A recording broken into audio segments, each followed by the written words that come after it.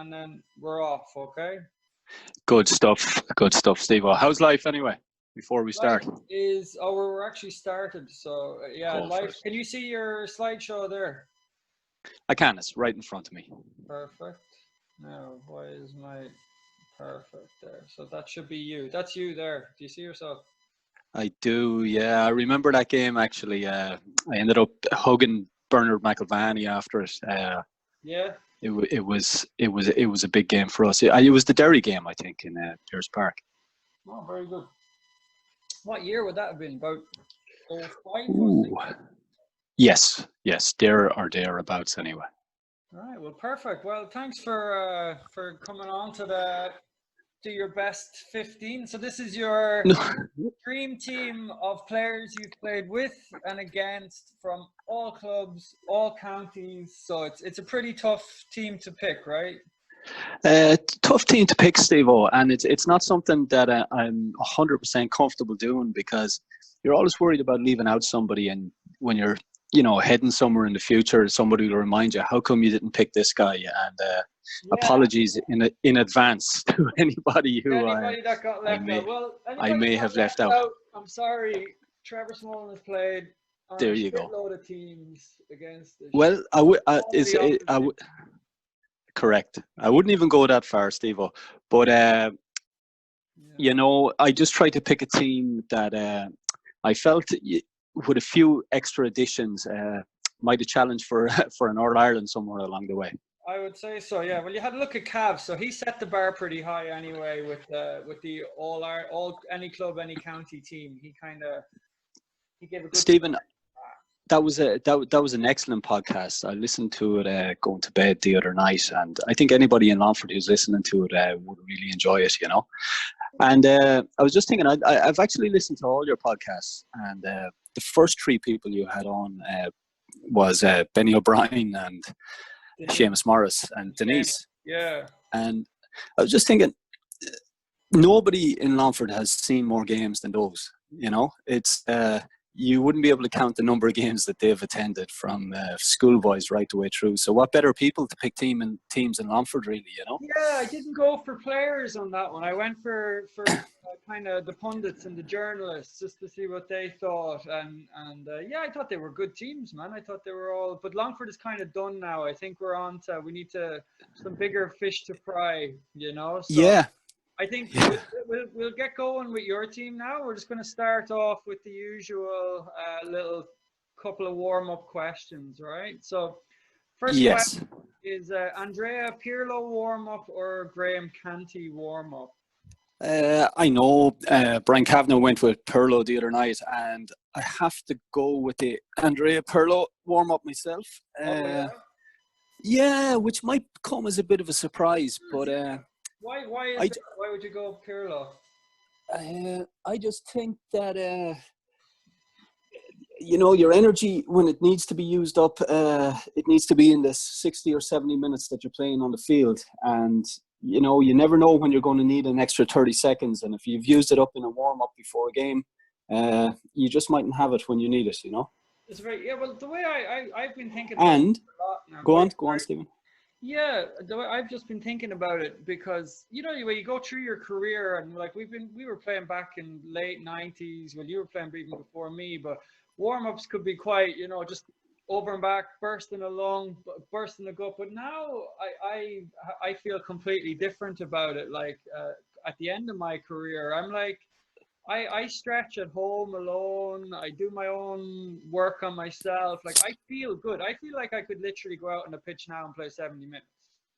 That's brilliant. And with a couple of skips, a couple of kicks, and a few stretches, and I could go. So we're talking Diego Maradona here. Life is life. Do you remember that video on that's YouTube? The one. Exactly. Life is amazing. Like they're bouncing the ball on the head, on shoulders. Yes, exactly.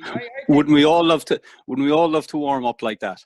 Unfortunately, Gaelic games just way too far behind the soccer in terms of crack. Like, chilling out with the ball. You're not really allowed to do that. That's Yes, indeed, anti. indeed. Yeah, you might be get in trouble if you look too calm before a game. You have to put on that. That's you have to put on the game face. Yeah, and focus Uh, face. So you need a Graham there's face and an Andrea Pirlo mind.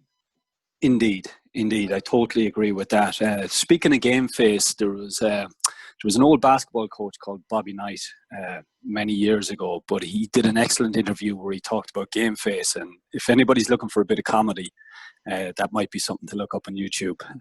Bobby Knight, game face, yeah. I'm going to put that on after. Unfortunately, I can't share now because the last time I tried to share a video, this whole thing went AWOL. So I'm not going to mess around with the technology. Let's not. It's a lovely June day. You're playing the Dubs in Pierce Park at 5 p.m. How do you pass the day? What's the Trevor Smullen way of preparing for the game? I'd stick to my usual routine. I wouldn't do anything that I would do different on any other day of the week. I'd be a firm believer in that. Because you don't want to throw your body out of kind of a sink that it's always been in, and just because you're playing a game, you're going to completely change things up. So I'd get up at the usual time, have the usual breakfast, and you'd make your way in then. If it's in Pierce Park, you'd usually make your way into the Longford Arms maybe around 2 o'clock for that game, and you'd a small bite to eat between 1:30 and 2 o'clock. I used to love those times. I always felt very relaxed during those times, and I know some people may not have, but I love meeting the players on those days. Like playing Dublin in Pierce Park, there would be nothing more exciting than that. And you're meeting the guys that you've got to go to battle with on the field afterwards and having a chat with them. And they're memories that I have that I think very fondly of back when I was playing with Longford. The chats you had before the big games, soaking up the atmosphere and really trying to go into the game as relaxed as you possibly can. And sometimes that happened, sometimes it didn't. But that would be the aim of what you were trying to do anyway, Yeah, exactly. Because if you spend too much time on your own then all day with no one to talk about, you end up thinking about the thing too much internally. And sometimes, when you meet your buddies at the hotel or whatever beforehand, you get to tell them you're nervous. You'd be like, geez, it's big one today, you know what I mean? And get to off your chest a little bit with people that are feeling the same kind of feelings as you. Absolutely. Like I was listening to your podcast with Brian the other day, and you were talking about traveling to the game where Matty Fox had put on a motivational video on the bus on the way down. It was I think you were talking about Paul at the particular point in time, and you were just saying that you were doing your own thing and thinking about and then all of a sudden you saw Paul up on the screen and you became attuned to that. But my memories back then, and I used to remember every single little part of the lead up to games. Like I can even remember the team song in that video that Maddie put up, I think it was Something Inside So Strong, Labby Seifert. Am I right? Yeah. Maybe that's why I wasn't paying attention. And you know what? He went with Eminem the next time round, and I was like thinking, this is a big change over here, Yeah. That was some video. That was some point. Jesus, you can never get over that point. And, yeah, absolutely. What's the key to a good team then for you? You've been on lots of them with the basketball as well, So. Yeah, I think the dynamic between the team and how the players get on with one another is crucial with any team, Obviously you need good players, but a good tight-knit unit is one of your first stop-offs. You have to feel that these are guys that you can rely on, on the field as well as off the field. And if you have that, I think a team that has those things will, when push comes to shove in a game, you'll fight for one another, and you'll go down trying anyway, which is very, like very important. The team that drinks together wins together, isn't that kind of? Yeah, well, that's. People think there's so much truth to that there, but I'm actually not at all. Like I think sometimes, like if you have a team that wins and only 3 lads go in for a pint after, it's not the same as a team where the whole team. Any team I've ever been on, I remember any that won anything.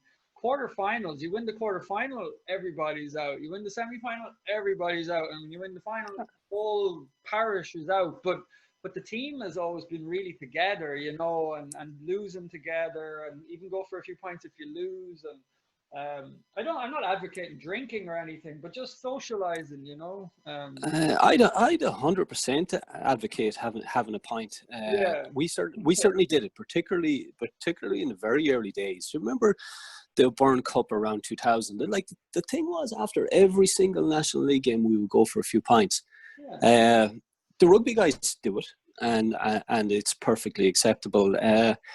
It's something that has crept into the GAA, and in fact, it's always been there. The more I think about it, that if you drink, it's a bad thing. But certainly with the mental health side of things, the having friends, having people that you can rely on outside of that cauldron of being very serious about winning in football, it's so important, Steve. yeah, yeah. I never found a problem with drinking. I always thought, I would say I wouldn't. Drinking is fine.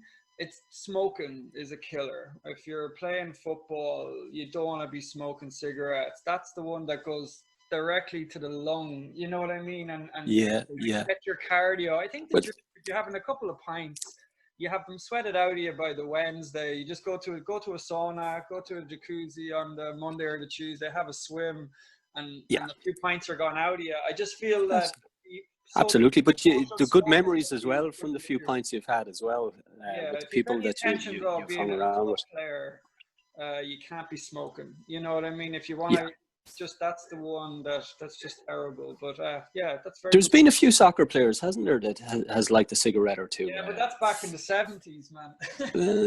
Was or Barthez a smoker? Barthez in goals, I think, did a bit, didn't he? So Yeah, that's and right. there That's was a right. guy, That's right. Socrates. You ever hear about Socrates from Brazil, the doctor? Of course I did. Yes, He yes. smoked 20 or Not the 30. philosopher. Or the philosopher, was it the philosopher? Yeah, and he smoked 20 or 30 a day and played centre midfield back on one of the greatest soccer teams of all time. So, but yeah, That's right. Was it Socrates that had a Trinity College connection, or was it another Brazilian footballer from back in that day? I think it could have been Socrates. yes, I don't know. Did he attend Trinity College? I know he was a doctor, but I don't know where he went to university. Like he could have, but I'm not 100% certain myself. But definitely one of those big Brazil players from that era attended Trinity College and may have played a little bit of Sigerson football. No way, man. That's No, that needs to be checked out. But I never played Segerson myself. Never got the opportunity. I Right. only had 1 year myself. And what do you look for in a player? So, what's your key when you're who are you working with at the moment, Trev? I'm working from a university over in Spain. It's UCAM Murcia. So I'm split up there between some teaching hours and some studying as well, Steve. Are you? So I've been back here. I've been back in Ireland since just after Christmas. There, I was finishing off a course of study, and then COVID hit, and I've been here since. And are you coaching anyone, or are you involved with any? Yeah, I was coaching up until just before Christmas. I was with a volleyball team out there at the time, and just on the science side of things, really. Cool. And player. Prior to that, then I was with a basketball team. Class. Very good. So you've loads of experience now coaching. You're right involved in it. So when you're coaching or whatever, what are your things that you really want from your players? One of your guys, Darren Gallagher, very, very interesting footballer, and he's on my team today. Actually, I don't want to spoil it for anybody, but somebody who asks questions, somebody who wants to learn when they're young. They're picking up on everything that's going on and wondering, what can I do to make myself a better player? We've certainly have some player. Do you know when a player comes on the scene, Steve-O, and sometimes they're amazing, and then as the years pass, they don't add anything else to their game to get to the next level. And then you have some players that are consistently developing right throughout their career, Certainly Paul Barden would come to mind on that, where Paul, when he was always a tremendous footballer, and we'll talk about him later, but his ability to keep adding to his game when maybe other aspects were beginning to wane a little bit, say that totally blistering pace, and all of a sudden then he's got a little bit more savvy, Yeah, Cav mentioned that as well about Paul. He said how he was amazing. to develop his game and just keep continually improve, continuously improve. Yeah, Very good. And totally agree. a manager, you've had lots of managers. Lots of managers, and thank God they've all been very, very, very nice people and easy to work with. But I think with a manager, they need to know their footballers. They need to know their players inside out. I know you discussed The Last Dance the other day on one of your podcasts, and you were talking about Phil Jackson. But really, you're looking at that type of character who knows what the player is thinking, perhaps before he even thought it himself. Knows when to give a little bit of space, knows when to step back. And ultimately, I like a manager who hands a lot of responsibility over to the players, that perhaps doesn't think that my decisions are going to be the decisions that are going to get us across the line today, and kind of puts the players in an environment where they're making the decisions. They're making, this is how we are going to defend as a unit. And he's the manager that just puts the finer touches to that then. That's the type of guy that I look for, really. Yeah, I like that. Yeah, you're kind of saying, as well, like a manager that knows his leaders, always chooses the right captain, the right vice captain, knows who's going Correct. to put the men and puts them into the right positions and puts them kind of in charge. And it just probably allows the manager just to take a bit of a back step, kind of communicate with those boys and just let the rest of the lads just do their business and grow. And yeah, I think I like that as well. Yeah, and not too much shouting and roaring all the time. I like a manager that when they're like, if you shout and roar all the time, it becomes ineffective. But if it's every once in a while where the manager kind of loses the rag with you, then you always have that bit more fear of the manager then. But if they're doing it all the time, it gets annoying. It's like, that's it, and it gets very demotivating for the players as well. If a manager is coming down hard, and if you have a manager that has the softly approach but understands his players, and then the day he loses the plot, that's the day people are going to pay attention and go, hang on a second. Yeah, you don't know you didn't know you had it in the locker. You didn't even know he had it in the locker. Yeah. And the smart guys wait for the right opportunity to do that. They wait and wait and wait, and then produce it, perhaps in a game that you really have to win and you need it in. And it might maybe half time in a game. It may not even be before a game or anything like that. If I had a penny as well for every time Dennis Connerton turned around to me and goes, Trevor, what do you think your best position is? He asks every player that, and that's interesting because he's given a little bit of responsibility back to you. And then if you tell him, right, my best position is wing half forward, or is my best position is centre forward, and then you go out to play in the position that you said was your best position, you better perform in that position. Then you made your own choice. You made your own choice, and but these are all great little traits that managers have, and the real good ones know how to exploit them. Exactly. Right, let's get going. Number 1 in net, between the sticks, Gavin Tunra.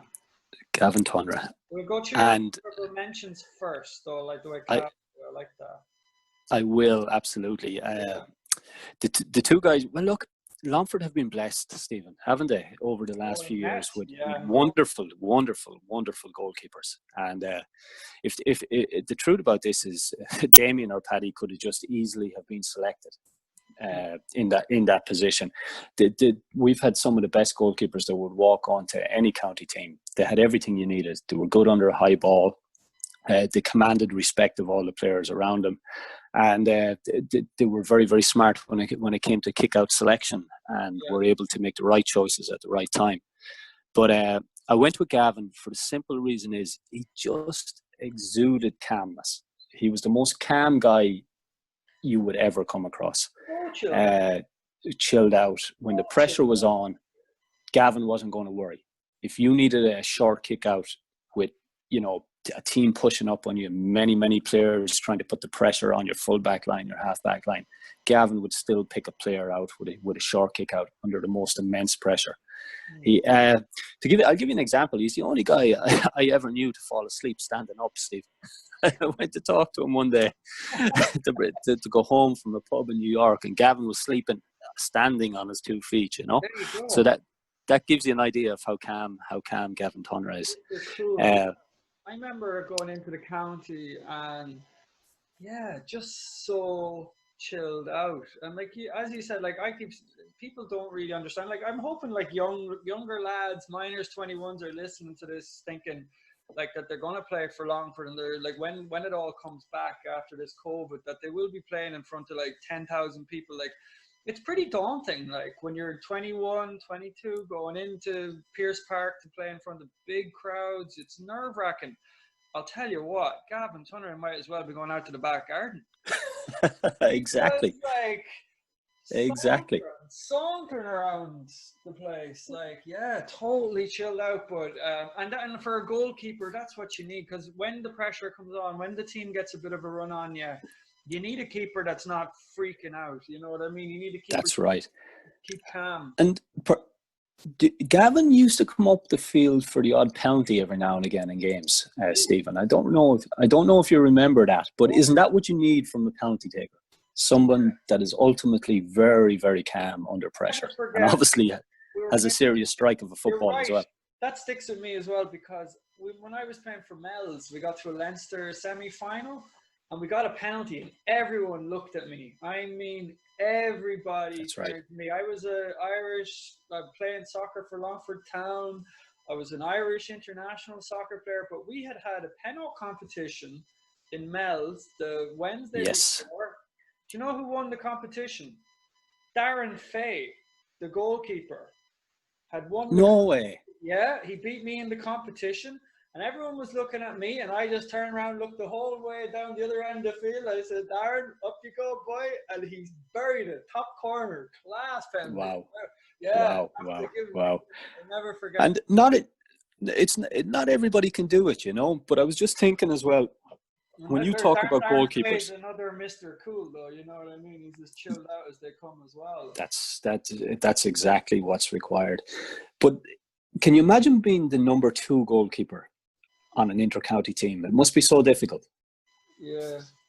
Well, because I think always being a sub in general is tough. You know what I mean? Like you're always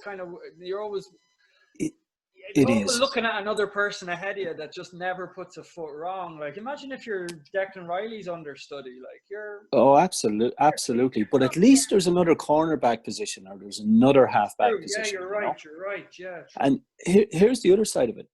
And this is probably one other reason I picked Gavin as well, is that Damien had to serve 2 or 3 years under Gavin. Yeah. And then Paddy Collum had to serve 2 or 3 years under Damien. That's the way. But they're all like each other. They're all like each other, exactly. And it just goes to show you how much they wanted to stay involved, because you lose your number 2 goalkeeper very, very. I noticed the turnover of number 2 goalkeepers in Longford has been huge over the years, you know. Yeah. But they're 3 guys that knew their worth, knew they wanted to play, and when they got their chance, they took it for years and years and years. Goals, now let's be honest, like goals is one of those positions that they usually come into their own around 25, 26, 27 is when you're kind of mentally there as a goalkeeper, like, because it's a tough position. It's one of those positions that one slip up, everybody's looking at you. Like you can mess up as much as you like out the field, but like one mistake as a keeper and you're a show, you know what I mean? So like, it's one of those things that they learn from each other. Like I'm sure Damien learned so much from Gavin Tunner. I'm sure Gavin Tunner learned from someone else. You know what I mean? And they realize that to be a goalkeeper, you just have to be calm and you have to be cool, and that's it. You got to be a cool customer. So 3 cool customers there. Those guys have it in spades. Have it in spades. All right. So this is big call, because you put him Dermot in ahead of Declan Riley and Enda Ledwith. So that's a big call there, because they're 3 class players. So let's start with Enda. What would you say about Enda Ledwith? Enda came into the county squad the same time as me, 1996, 1997. And I don't know if you remember Enda when he came in first. He was a very slight footballer, and there was no doubt there was a huge amount of talent there. And his first year was actually, and I hope he doesn't mind me saying this, was very tough in a county jersey. I remember Eamon Coleman would take no prisoners, and we were down at a game in Waterford one day and we were struggling at half time. And Coleman let Enda know as a young man what he expected at half time. And Enda went out and had a tremendous second half that day. But in the following years, And the Ledwood turned himself into the best athlete he could be.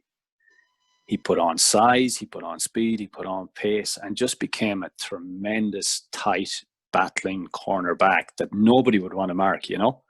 And he was, for his body weight, he was as strong as anybody out there. And he ended up having an excellent intercounty career. Yeah. And then you have, go on. Could take anyone. Could mark. Oh, you could take anyone. If you'd put him you could on take anyone. any player, Alan Brogan, if you needed a man marking job done, and you needed someone that was fast, strong, agile, very light on his feet. You know what I mean? Yeah. Good tackler, doesn't give away a lot of frees. Like you could really stick him on anyone. He was that good. And a very smart guy as well. He was a smart footballer, and it was excellent. 100%. And Declan? Deco. Yeah. Yeah, Deco would make most teams. He's an amazing footballer.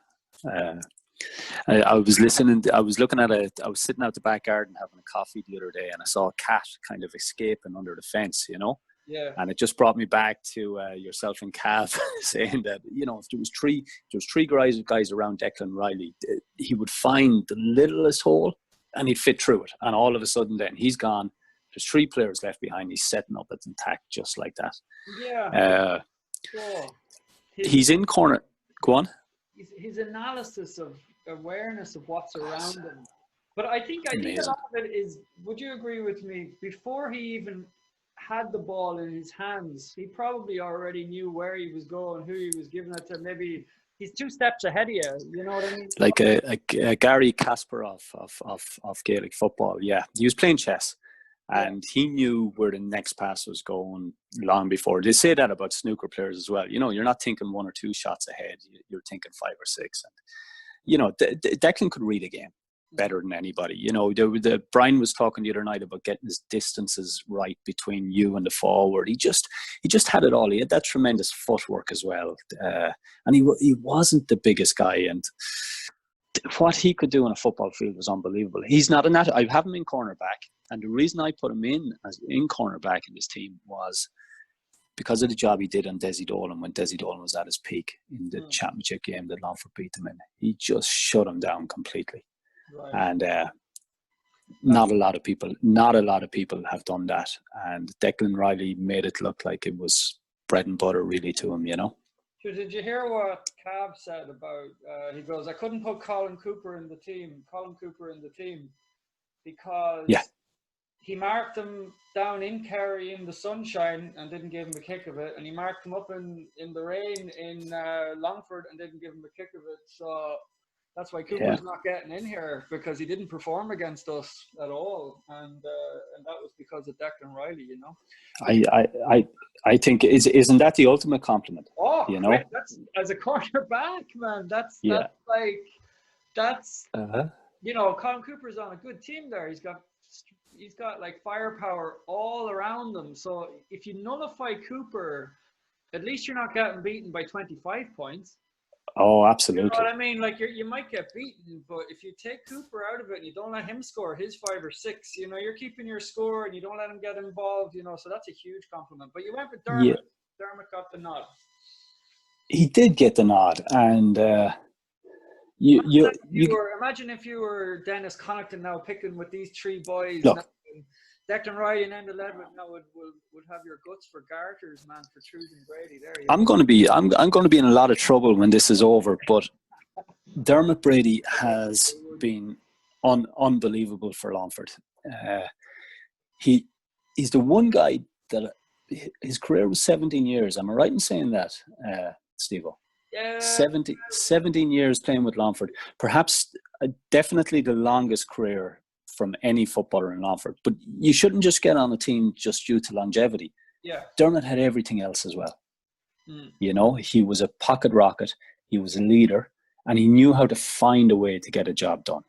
Nobody liked Mark and Dermot Brady. Remember what you were saying about players who adapted their game and always managed to improve their game, never just stayed the same thing. You know, he was, by the end of it, he was playing like a sweeping role or number 6 for slashers there. You know what I mean? He was able to go from being the small, tight cornerback to a more reader of a game, and he really developed his game a lot.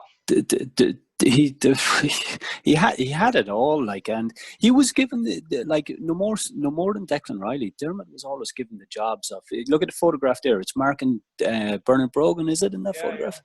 Mark and Bernard Brogan, and that was Dermot coming maybe to the end of his career there, and I know that Bernard Brogan wouldn't have had it easy that day either. Dermot just gave it everything, and he's another one of these guys that's great to be around a football team.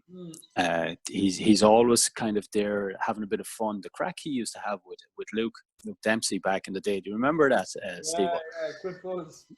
Yeah, he was always kind of knocking Luke to pieces, when it came to training. What are you doing today, Luke? But when it came to playing football, Dermot produced time and time and time again for Longford. And improved all the time. You know what I mean? Really just kept getting better. Like, he could probably still be playing county football.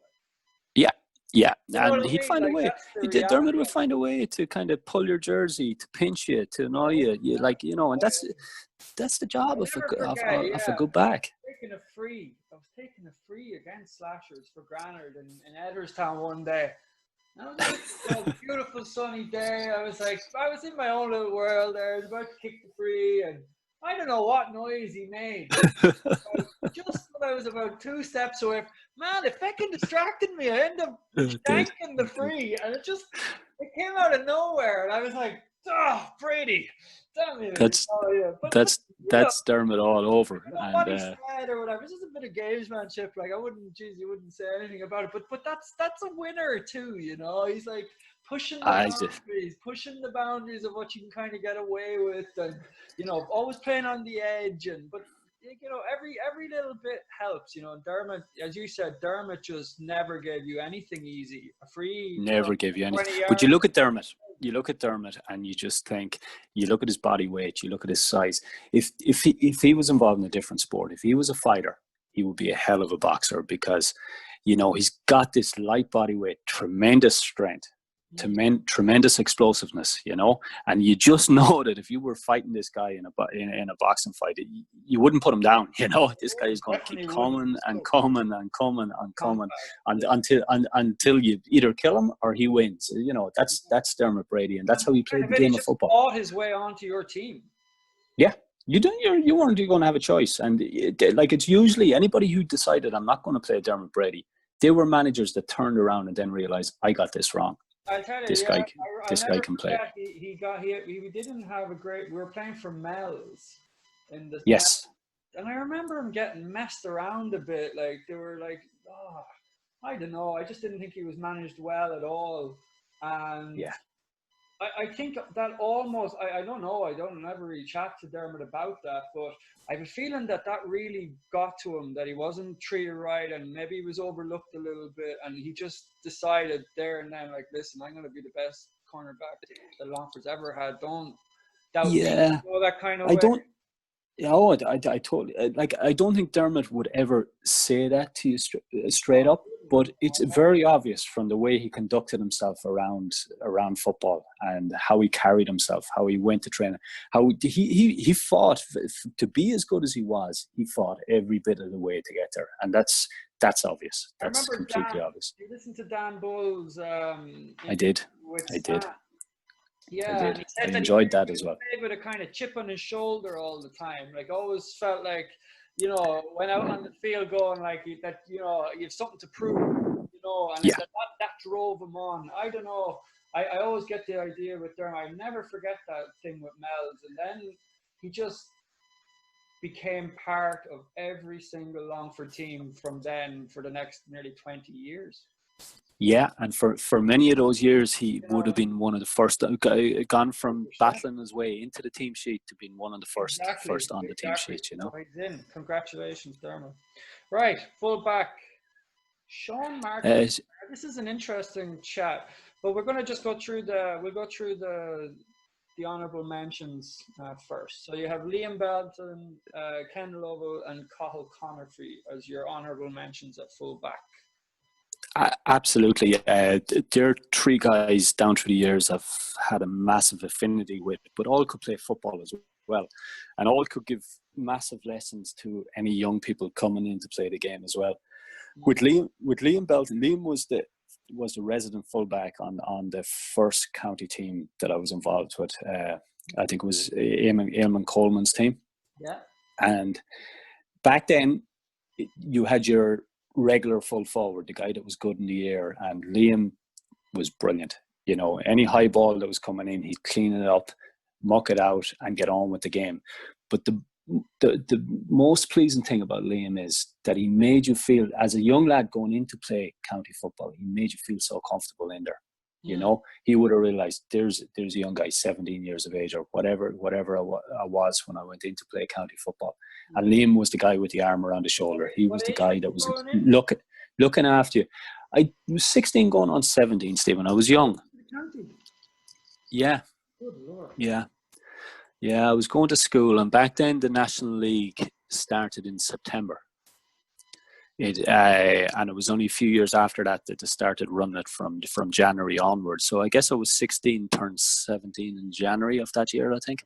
Good Lord, that's a long time. So Liam was one of those guys that looked after me in there, you know, and you can never forget that. But I always looked up to him and thought, there is an amazing footballer, because he had all of those other strengths off the field as well. And he did one of the bravest things I've ever seen playing football.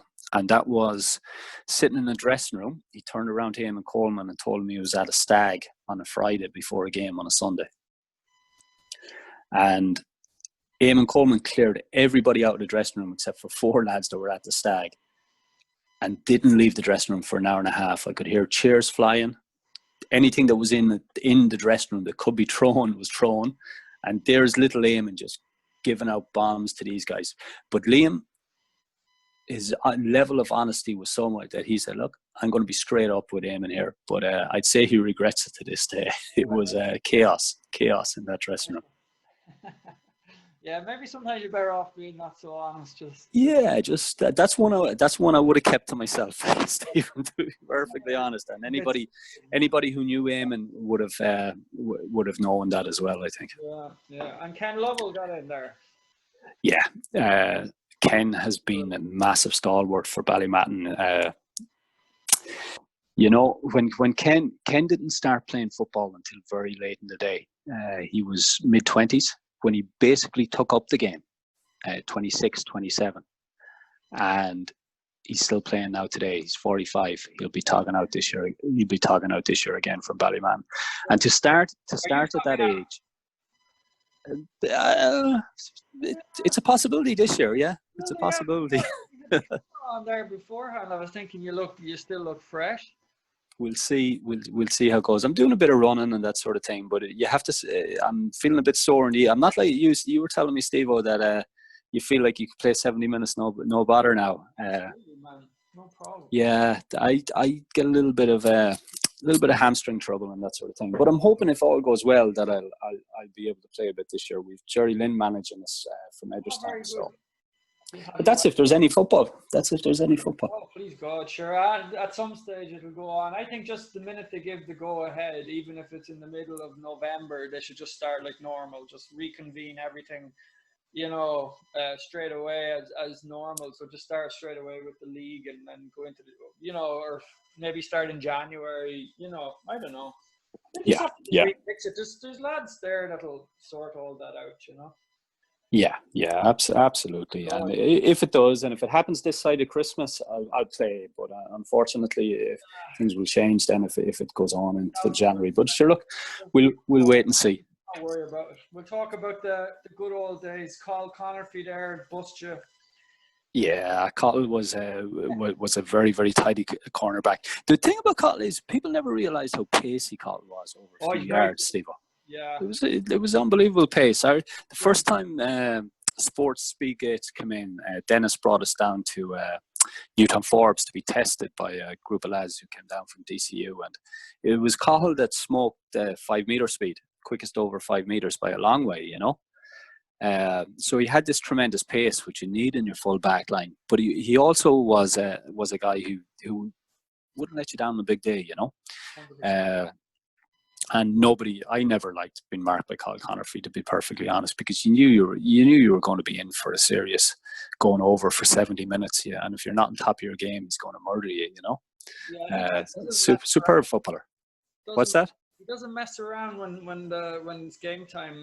It's you're gonna it's like you said. It's just gonna be 60 or 70 minutes. So he's just gonna be there. And you're absolutely. And look, it's minute.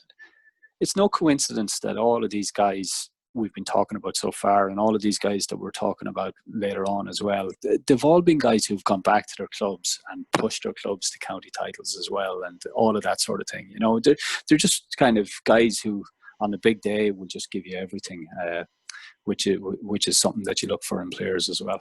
Yeah, and Sean Marty Lockhart got the goal. Yeah, I was trying to think. I always think Longford is a county that punches above its weight. I think if there was a pound for pound All-Ireland Championship, Longford would be All-Ireland winners every year, you know. I think for our population, our size, we're a tremendous Gaelic footballing county. I think we do a lot of things right. And what I was thinking about is if I come up with a team and get 3 or 4 lads in there that might push it along. If they ever got to play a game of football in real life, there could be All-Ireland contenders, you know. Yeah. And I think that's why I stuck Sean Marty in there. I would have played Sigerson in my first year with Sean up in Jordanstown, and he was a tremendously competitive player, but he had a dirty box of tricks, and he wasn't afraid to use them, you know. He had a little bit of everything going on. And yet he was tremendous in the air, very, very fast, very, very pacey. What do you mean about if it came down to it, you know, he wasn't afraid to swing an elbow. He wasn't afraid to give you a tug of the jersey. I'll give you an example, right? It's important. Say that again? That's important. Yeah, when you top, like you look at him there, he's marking Alan Brogan. You think Alan Brogan's an angel either? Like that's right. Not like when it gets to that level, it gets like I always remember marking Niall in a club game. Yes, Niall was an absolute, you know, gentle giant. Correct. Lovely guy. Welcomed me on to the county team. You know, was really nice. Sound guy having a pint, and I stood up beside him in the park in Granard, and I was standing there, kind of standing beside him. And next thing I know, the left arm went out. I know. The left arm went out, bang. I was gone at least because he actually, like, it didn't go out dirtily. It just went out with competitive force and just. Yeah. And I went 5 yards that way. And then I discovered he had a 10-yard dash and he was gone the other way. And then he went up and caught it, laid it off, bang, back of the net. I was like, but it was that, like, it wasn't, there was that first little shove that I got. Like, there was nothing nice about that. That was pure force, pure power. That's exactly what Sean Marty Lockhart has as well. And we'll get on to Niall Sheridan having a 10-year dash because we might be talking about him a bit later on as well. Yeah. But the thing with Sean Marty is, going to college, I used to sit beside Sean Marty, and he was a very, very competitive guy. Like even at college, if there was an assignment coming up and the lecture was coming to a close, Sean Marty would get up to go to the toilet, and he'd make his way to the library to make sure he got because there was no internet to pick up all of these things. Yeah. So he was first in to get all the books that were required for the assignment, and nobody else would get them after that, you know. He was extremely, extremely competitive. Yeah. And I remember one year I came back from America to try out for Aussie Rules. David Blessington was on at those trials as well, along with Paul Barden. So the three of us went along to a final trial game, and I went in beside Sean Marty because I was thinking, you know, I know Sean, and I've been watching him for a while now, so he might be nice to me. So Sean whispered in my ear before the game started. He said, "Look," he said, "I'm feeling a bit dodgy today." He said, "Will you take it easy?" And I'm thinking, I'm thinking the other way around here. So, but I said, I'll take him for his word. So the ball was thrown up. First ball came in. And next minute, I'm picking myself off the ground, 15 metres, landed in a dugout. And when I got up to look at the backs of my ankles, both my ankles have been stood down with cog marks as well. So this is the guy that I had to go and sit beside the following Monday, you know. And he still went for college. Yeah, and I'm still thinking about this taking it easy, you know, when it came to That's this a winner. game. So yeah, he's a winner. So I was like, after that, then I was like, right, it's game on now, Sean. You know, Yeah, but from your but fullback, that's what you need, man. He's the last. yeah, Basically your last guy in front of the goals. He's the guy before the goalkeeper. He has to be strong, yeah, courageous, like fearless, like, and yeah, you don't mind him if he puts out the elbow to make sure no goals go in. You know what I mean? Or Abs- if he absolutely, has and to run through you and put you out of the game, that's bad luck. He's your full back. n- What's he supposed no to? more than Niall Sheridan, lovely guy off the field as well, you know. Yeah, put him on it though. Tell you. So I could not, for the life of me, find a photo of your captain. So I presumed he'd be in this picture somewhere, and you can point him out. Ken Lovell. This is your. Can you This is Ken Cooney. or Ken Ken Cooney Cooney? Sorry, Ken Cooney. from Ballymatton, and Ken Cooney. Ken was captain of Ballymatton during the good years. Will we just start with the honourable mentions quickly? Yeah, I just don't know where he is on the picture. You can point him out after. So the honourable Uh, mentions are Brian Lacey and Shane Carroll. yeah, Brian Lacey and Shay. I'll start with Brian Lacey. When I was young, my dad was from Kildare, Steve-O, and I grew up watching as much Kildare as I did Longford playing football. And Kildare were going through a golden spell at that stage. Mm. And I remember watching Lacey a good few times. And the man could not play football, but he could play corner. He could play cornerback. Yeah. I mean, if you want a man marker to go out and do a job on a guy, this was your man. And they played Kerry one year, All-Ireland semi-final. It was the year they lost to Galway in the All-Ireland final. I suppose maybe 98, 99, something like that. But Brian Lacey was marking Morris Fitz. And Lacey just absolutely destroyed him. And Kildare had taken over Hill 16 that day. And just the chance of Lacey coming in from the crowd. And you could just see Morris Fitz. And we're talking one of the greatest players ever to play the game. And you could just see him getting more and more dejected as the game went on. And Lacey, I don't think he sold the ball that day, and I don't think he kicked the football that day. All he did was get a hand to it, spoil it, and someone else was in to mop up. Yeah. And took him out. Lacey did that to every single player he marked over those particular years. I think he had a year or two with playing football with Tipperary as well, but a phenomenal cornerback. Phenomenal cornerback. And then Shane fits right into that mold as well.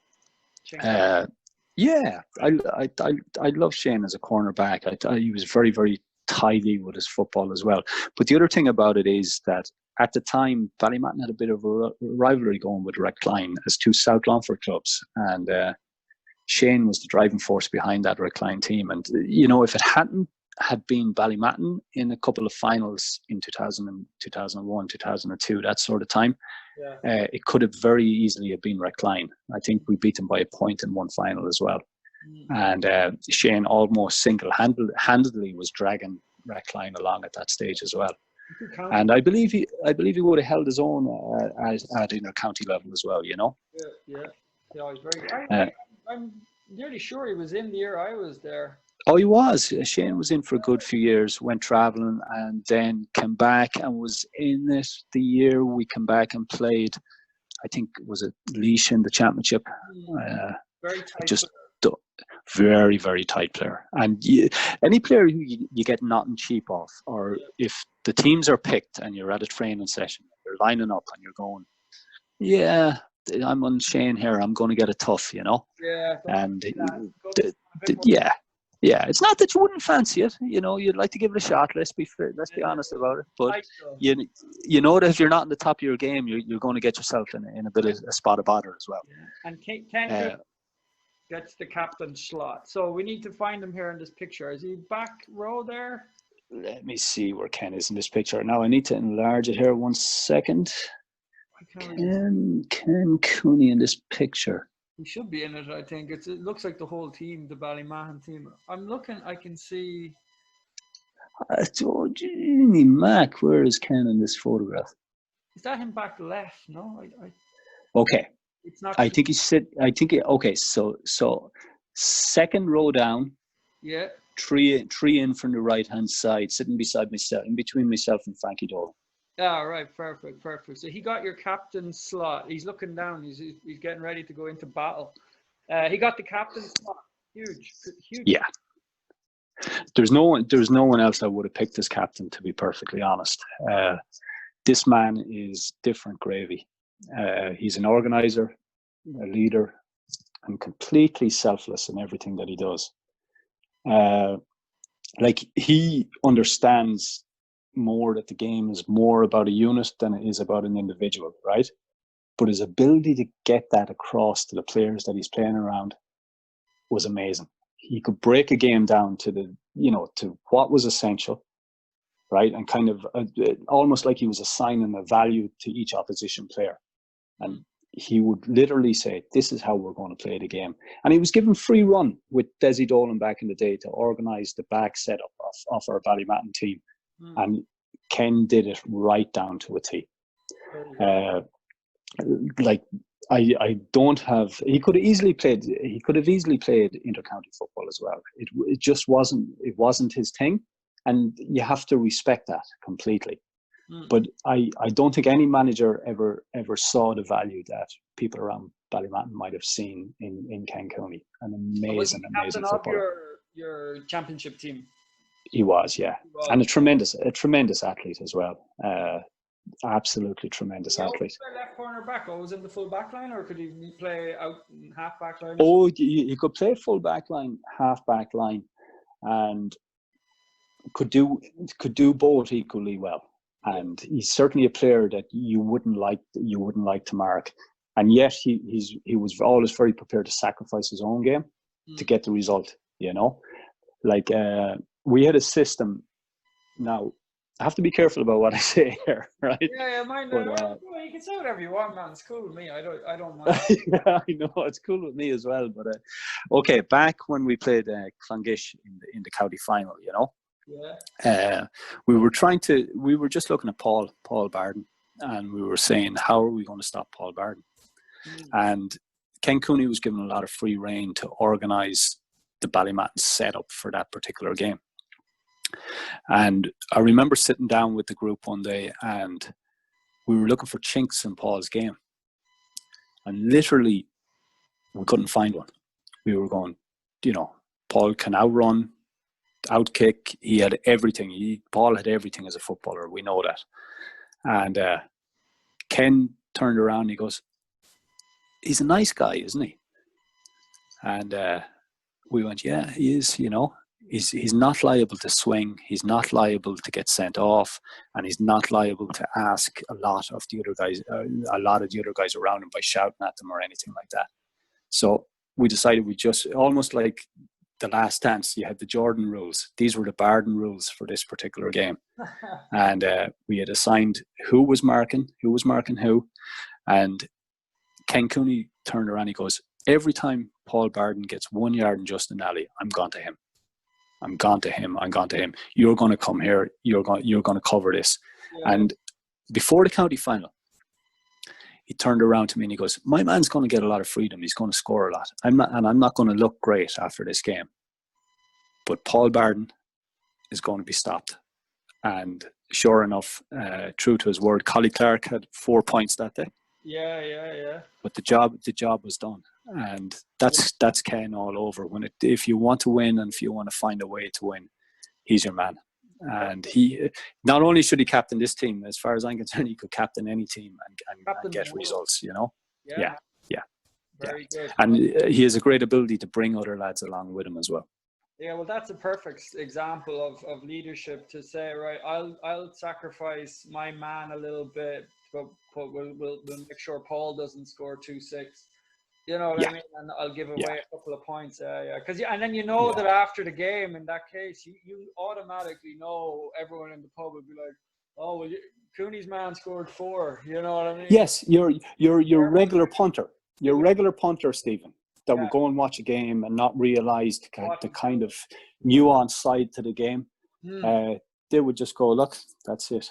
Yeah, right. Brilliant man. Brilliant man, yeah. The Bull. Bull, got it, over Colin Hannafy and Shane Mulligan. All right, we'll talk a little bit about Colin and Shane. So I know Colin well. I never saw Colin play. I actually played under him a little bit for Granard when he was managing us. But I never got to see him play. You might tell me a bit about Colin Hannafy. Yeah, Colin was a real classy footballer. You know, he had a lot of the tally. We all know how good David Hannafy was, and Colin had a lot of that innate football ability. I think it ran in the family more or less. He was a very classy wing back. Liked to get up and down the field, and you know, he was a staple in that Drumlish team that was winning county titles after county titles in Longford as well. And you know, Colin would have slipped into some of the. Unfortunately, he was playing with Longford in some of the darker days. You know, when you were stuck in Division 4 permanently and you were getting it hard. But Colin would have slotted in on any of those kind of modern teams that began to do a little bit better in future years. You know, he was an excellent footballer, and you know, he never overly complicated things either. Yeah, no, and he was on that Drumlish team that was nearly invincible, and I think he was a key member of that. I was listening to Patrick's podcast there with Stan, and yeah, it seems like Colin Hannafy's always there, very good leader as well in the dressing rooms. Yeah, and you can get lost when people are talking about players to fit into their best 15 ever. You can get lost with the guys who were around kind of in the darker days. And you know, he's certainly one that should be remembered as a very, very, very good Longford footballer. Shane Mulligan again, he's always thereabouts on these teams as well. Everybody sticks in Shane off. Yeah, well, you know, you saw Mullinachta last year or the year before last. The amazing story, really. And to think Shane Mulligan, who had been around for so long, was central to that was amazing in itself as well. He's a tremendously competitive guy, Shane. You get nothing easy, and he always knows the right moments in games to kind of put the pedal down and, you know, pick up his game to give the team a bit extra at the right time. Yeah, very, very, and he's still going. I would imagine. I would say he's still. Was he playing? He's definitely still playing with Mullinachta as well. So he's been a captain there for years. You know. Yeah, great guy, and again, another guy who's not afraid to find another way to get around a player that he's marking as well. You know, if it has to get a little bit mean or a little bit dirty, Shane's your man as well. Yeah, he could do it all. Remember when we played Kerry down in Kerry and he was marking Galvin.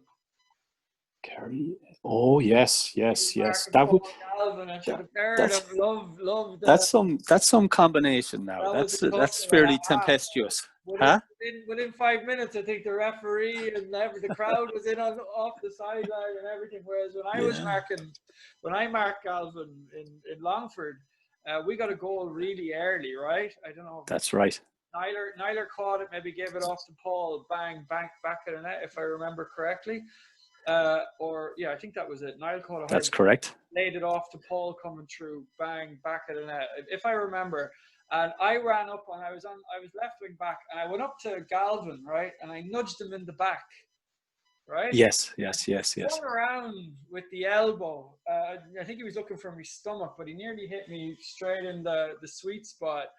And I just said, all right, I don't think. I just focus on the football, and I didn't get involved at all. I was like, Stephen, we all know who had the last laugh that day anyway.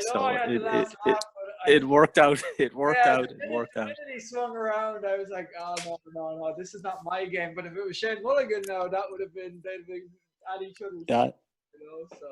But Shane, absolutely, very good player, very, very good player. And what about Jeremy Masterson gets the nod? The ball. I find this guy an amazing guy. The ultimate competitor, really. You know.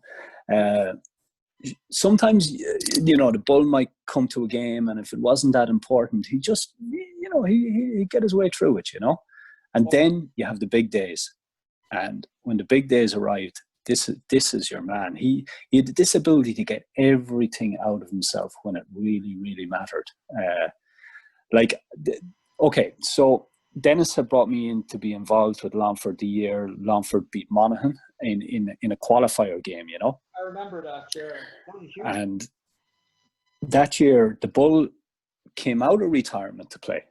And I remember we were sitting in the gym one night and we were doing something simple the first week he came back. It was like a little test, a flexibility test. It was probably a sit and reach or something like that, you know, where you kind of sit down and reach as far as you can and you'd measure it then just to see how flexible the hamstrings are. Mm. And I think the Bull got his hands as far as his knees for that particular day, you know. And I remember looking at him going, this guy's not going to be playing football this year at all. And then the weeks passed and he was getting better and better and better. And next minute, Longford find themselves in a game against Monaghan in the qualifiers. Monaghan are fancied All-Ireland semi-final, final teams at this particular point in time. And the Bull just knew what to do and when to do it. And like in football, people think, you know, a point is worth a point and a goal is worth a goal. They're 3 points. Mm. And the Bull knew that sometimes a point is worth 3 or 4 points. Mm. And he had that perfect point in time. If you're just beginning to struggle, the game is getting away from you, the Bull will come up the field and kick a point. That's not coincidence, because I've seen him do it 1,000 times during his career, that when he was really needed, he stood up, you know.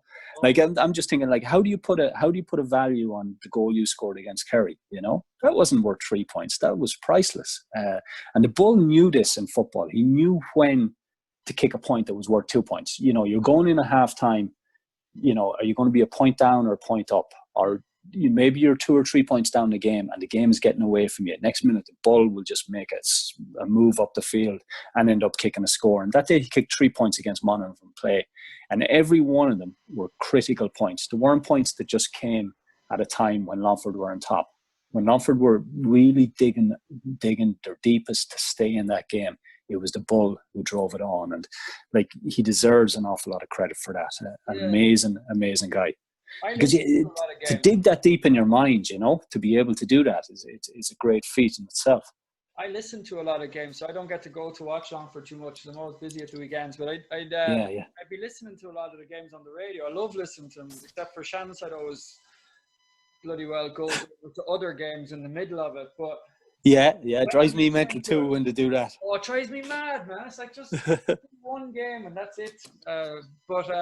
Anyway, I do enjoy listening to them anyway, but it's one thing about listening to a Longford game. There's just names that keep cropping up, and it's always like Dermot Brady, Jeremy Masterson, like all the lads that you're nominating here are always the names that just keep, and particularly Jeremy Masterson, like he just is always, and when he gets the ball or when he does anything, it seems the commentator's voice goes up.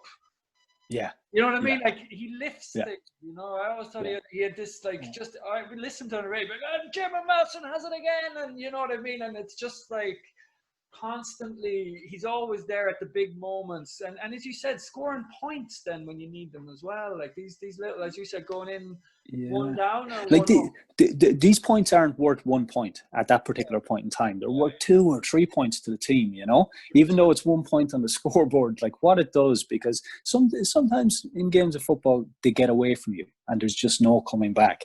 But German knew when these points were happening in games, and he would pop up. Invariably, it was Masterson that would pop up and do it. A feeling he would have or something, you know, a feeling. Inside him, like, we need a point right now. I better go grab the ball. Absolutely, this is my time. No more so when you got the goal against Kerry that day, Steve-O. Yeah, you don't really think about it. That's definitely what we needed. And just think about it, like what was that goal worth in the end? You know, when I heard you saying the other day that you were at your stag, and some guy comes up and talks to you about it, you know, 20 odd years later, you know, somebody remembers that goal. Yeah, well, you know? Actually, look who's next on your list here. Your centre back Moynihan was against us that day. So we look at the honourable mentions. So you have Glenn Ryan, Kevin Diffley, and Frank McNamee. So 3 great players there as well. 2 Longford, 1 Kildare. Yeah, that's right. As I said, I grew up watching Kildare. And when Kildare were doing well and getting to the All-Ireland final there against Galway, Glenn was driving that team on from centre back, And he did everything that Jeremy Masterson would do for Longford. You know, when Kildare needed somebody to push forward, it was Glenn Ryan who would crop up and kick a point from maybe 50 metres out the field. I saw him do it once or twice in Croke Park. Didn't look like much. He certainly didn't look like an athlete. Yeah, always looked like he was about to just on the last leg.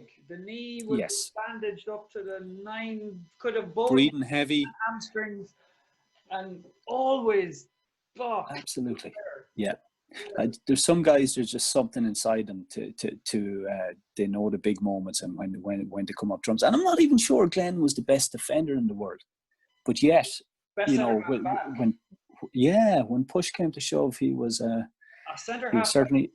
Your position, you know, you have to be very, very clever positionally at centre back. Even looking at Frank McNamee there as well. Now, I haven't seen too much of Kevin Diffley, but I know Frank McNamee, like he played centre back on championship winning teams. I think when he was nearly 40, was he? Yeah, you know what I mean. Like, and he's Frank starring in championship finals at that age from centre back. It's because the positional sense is so good. It's they make it look like they're always in the right place, like they're you know what I mean, like Glenn Ryan, Frank McNamee there. Kevin's probably just a bit, he's starting to get there, but like Glenn Ryan was at the end of his career. He'd been in late 30s playing for, or no, kind of early 30s, but the end of his career playing for Kildare was when he won his Leinsters, right? That's correct. Great That's position, correct. but at that point in time, I think a good centre back, and even when you look at Moynihan there, would be again late 20s, early 30s. I think that's when you really start to come into it at centre back. And even look at Shane Mulligan, end of his career. He moved from wing back to centre back. Because I think at centre back you just need that bit of game savvy, you know. You need you're like the conductor of the orchestra, really, you know. So much goes through that position, and unless if you can't read the game from centre back, you have no business playing there, Steve-O. You have to know, you know, what your angles are, you know, when to drop off, when to step up, you know, when to put pressure on the ball. You're marking like Declan O'Sullivan. You're marking Alan Brogan. You are marking the like McGuigan.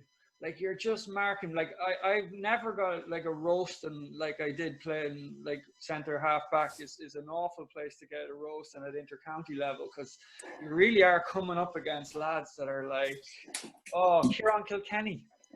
Like, what do? Do you stick tight in them? Do you mark the space? Do you fill the middle? It's a tough position. So Kevin Diffley gets in there. That's a big call. That's a good call. Because Kevin is a great guy, and he's the ultimate role model as well for young footballers in Ballymatton at the moment. You know, he's a very strong lad. And the thing about Kevin is we haven't seen the best of him yet either, because every year I've watched Kevin Diffley. He's added something to his game that he didn't have in previous years, and now he's beginning to understand the game a bit better and to grow into himself. And I'd say Kevin still has a good few years left playing, and you know, I certainly there's only a few players left in this team that haven't. When they talk about this ceiling, you know, it's a big thing in USA sports. You know, has this guy reached the ceiling? Kevin Diffley certainly hasn't reached the ceiling yet, and he's turned himself into a hell of an athlete as well. And you know, Ballymatton will be expecting a lot of big things from him going forward. What you want to do now is watch a county final with Frank McNamee in it, and he'd want to watch a Leinster final with Glenn Ryan in it, and then he'd want to watch any game on earth with Seamus Moynihan in it. Happy days. And he's got the fitness, he's got the physique. Now just look at the way these boys are covering space, always available, you know, setting up. Unbelievable. And I think that's what we'll move. We get on to Seamus now, because this guy was something else. And he could have been an all-star fullback, all-star centre-back, all-star midfield, all-star centre-forward. He played all of those positions, and he played each one of them equally as well. Like, we don't talk about an all-round footballers like we would talk about maybe an all-round basketball player, an all-round in other sports. This guy could do everything. He tackled as well as he could kick. He kicked as well as he could catch. There was no chinks in his game. Absolutely no chinks in his game. Do you remember him against us? I do. I will never, ever forget him that day. I'll never forget. I remember just thinking to myself, there is no quit in this guy. Like, we have these guys, and he is, if we don't win this, because of him, because he's winning, and it was an awful day. You remember the weather? It was so bad. Like, it was I so remember that. bad. I was right beside you when you scored the goal and you were coming running out with your two hands in the air, and I was just thinking, thank God, because we had trained so hard in the lead up to that game, Stephen. We had trained so hard to try and get a head start in that division this year. Do you remember that? Really put in a big effort. Yeah, that was probably the biggest effort I ever put in as a player. Absolutely. Yeah, it was when the game was really going professional. Yeah. When things really started to step up. Now, maybe not all the training we were doing was as good as the modern training technique, but that's what everybody was doing. You know what I mean? Yeah. And we were at a level where we could just compete with the best of them, But Moynihan was phenomenal, man. I keep saying it, I just never forget him. He busted, Mickey Kelly was the other wing back. And Mickey had to go off before half time because he ran into Moynihan, and Mickey Kelly was a cadet and the Irish Army. And he absolutely poleaxed Mickey with a shoulder. And I don't know what he did to Mickey's shoulder, but that was, you know what I mean? He was like a block, man. He was like a Moynihan was all there, wasn't he? And but the leadership, like the just the face on him, man. You want to see the face on him when he had the ball. Like, he had the ball, he was running out with it, man, and he was like dodging a guy, sidestep, bang, hit you a shoulder, boom. But the face of determination. He was like, just pure this is the determination. First round of the National League in Longford on a dog of a day, and this guy is in his element. Like, he is loving this. He's just, because, like, if I hadn't got that goal, he was getting man of the match. 100%, and he was there. Yeah. I think you made the front page of the Irish Times after that goal, Stephen. I don't know, man. It was a bit. I think you did. It's all a bit. And on the banner, an amazing thing. And they're all the times that you have great memories of as well. But something about Seamus was 2006 when Longford went down to play Kerry. Yeah. We were in the hotel afterwards, Were you still on the panel? I was, yeah. I played that day. In the pub. I was marking O'Mahony that day. That's right. Yeah. Back again. Is it on TV? I might try and watch it. I'm not sure. It's still on TV, but that was the coming of Kieran Donaghy on that particular occasion. They found out that he could actually play full forward. But we were in the hotel afterwards, and there were 7 or 8 Longford players sitting down at the bar, and in walks Seamus Moynihan. And what I thought was amazing was, because even at that time, I wouldn't know every Kerry player's face. He knew every single one of the Longford players by their first name, and was able to talk to them about a little bit about themselves as well and what they've been doing and everything like that. And I thought that was amazing from a player coming from Kerry. He didn't have to have that level of knowledge of the game. And it probably gave you an insight into how much he thought about GA, how much he lived it. And I thought that was a very nice thing to happen, What's that? See the face on him in that picture? Oh, that was him. That was his face the whole way through the game, man. He never stopped. Like, he just never stopped going the whole way through the game. Never stopped. Dude, and the dirtier the day, I think that's the sign of a real true, because he looks great in Croker. Yeah. Croker, but he's a complete footballer, Stephen, as well. That's why he's complete. He's just a different animal. Like, not normal. Right, Donny McGallagher, Justin Nally, and Paul Curran here, left half back. Yeah. Donny McGallagher and Justin Nally, I know them. Paul Curran is Dublin, is it? No. Paul Curran, Dublin, yeah. I put Paul Curran in for a very simple reason, in that Paul was my first experience of playing against Dublin at all. He was the first Dublin player I ever marked. It was in Croke Park. And the one thing I remember was how classy of a player Paul Curran was. He managed to play the game from wing back without having to put a hand on me. He was we're talking Declan Riley-esque, if you know what I mean. And he just had all of that going on, and tremendous fitness as well. Just a fabulous footballer. And he was a guy that I would have grown up watching as well and admired. So it was very intimidating to have your first game in Croke Park, Mark and Paul Curran. Yeah, but this to me is interesting because you'll be a right half forward a lot of time at right half forward. So this is kind of the guy that you would be coming up against. So I had a feeling you would have marked Paul Curran. I was just kind of predicting. Yeah. Now you put in Justin as well. Say that again, Steve O's. Justin Nally's after getting in there as well. Yeah, well, Justin has to get in for. I wouldn't have a senior Longford Championship without Justin Nally. He was an integral part of that Ballymatton squad and a tremendous athlete as well. Very fast. And absolutely, yeah. What did you think of him, Steve? Justin, I thought Justin was like a real defender. You know what I mean? Like, correct. Kind of enjoyed defending. Like he'd love to be even playing against Ballymatton. Sometimes we'd be playing and he'd be put on me. Correct. As man marker on me sometimes, and I always knew he loved it. He loved the challenge of taking someone and just kind of nullifying them. But also he could play as well. Like he could get forward. He's very fit.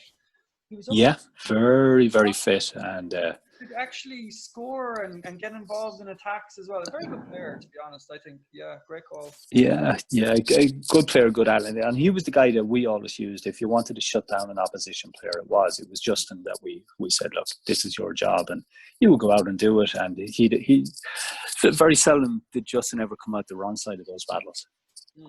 And never come out very good team player as well, like always very positive and happy and just chilled out, I know, great time for Justin Nally, to be honest. Yeah, and a tremendous athlete as well. We were training, and remember back in the day they might have us running in and out through tires and that sort of thing, Yeah. And there was one day we got all the tires and just stacked them up on the football field until they were about 6 foot high. And Justin said, I'll jump over that. And and sure enough, Justin just ran up to it and just skipped it like a high jumper, amazing athlete. Yeah, good lad too. And Donny McGallagher as well. Yeah, well, Donny was an integral part of Longford football and still is an integral part of Longford football, and fabulous footballer who's continuously improving. And he was a big time with Mullinachta as well with their Leinster Championship. I have a lot of respect for Donny, and tremendous captain of teams that he's been involved in as well. Just really down to earth, knows the game inside out, and he's a guy you can rely on 100%. A fabulous footballer. Yeah, good man for a score too. Yeah, absolutely a good man for a score. And Parkinson gets the nod. Parker, he's famous now. He's all over the podcast. He's one of my opponents now in this podcast game. Perky. Yeah, listen. Why did you put him Colin Parkinson? I'm going to tell you why I put him in, Steve-O. He was a great footballer, but he is the one guy that I walked away from a game of football that I felt he 100% got the better of me and absolutely destroyed me. We were playing against Laois one day. I think it was the final. It might have been the game that relegated us from Division 1B, Stephen. Yeah. Now, I stand to be corrected on that, but it was a very, very hot day. And I remember playing a game of basketball the night before and going to play this game the next day. Now, I'm making my excuses here. You see this before I even start, Yeah. And I was lining up on Parkinson, and he talked trash from the start of the game to the end of the game. Now, that's fine. And, I have no problem with that whatsoever.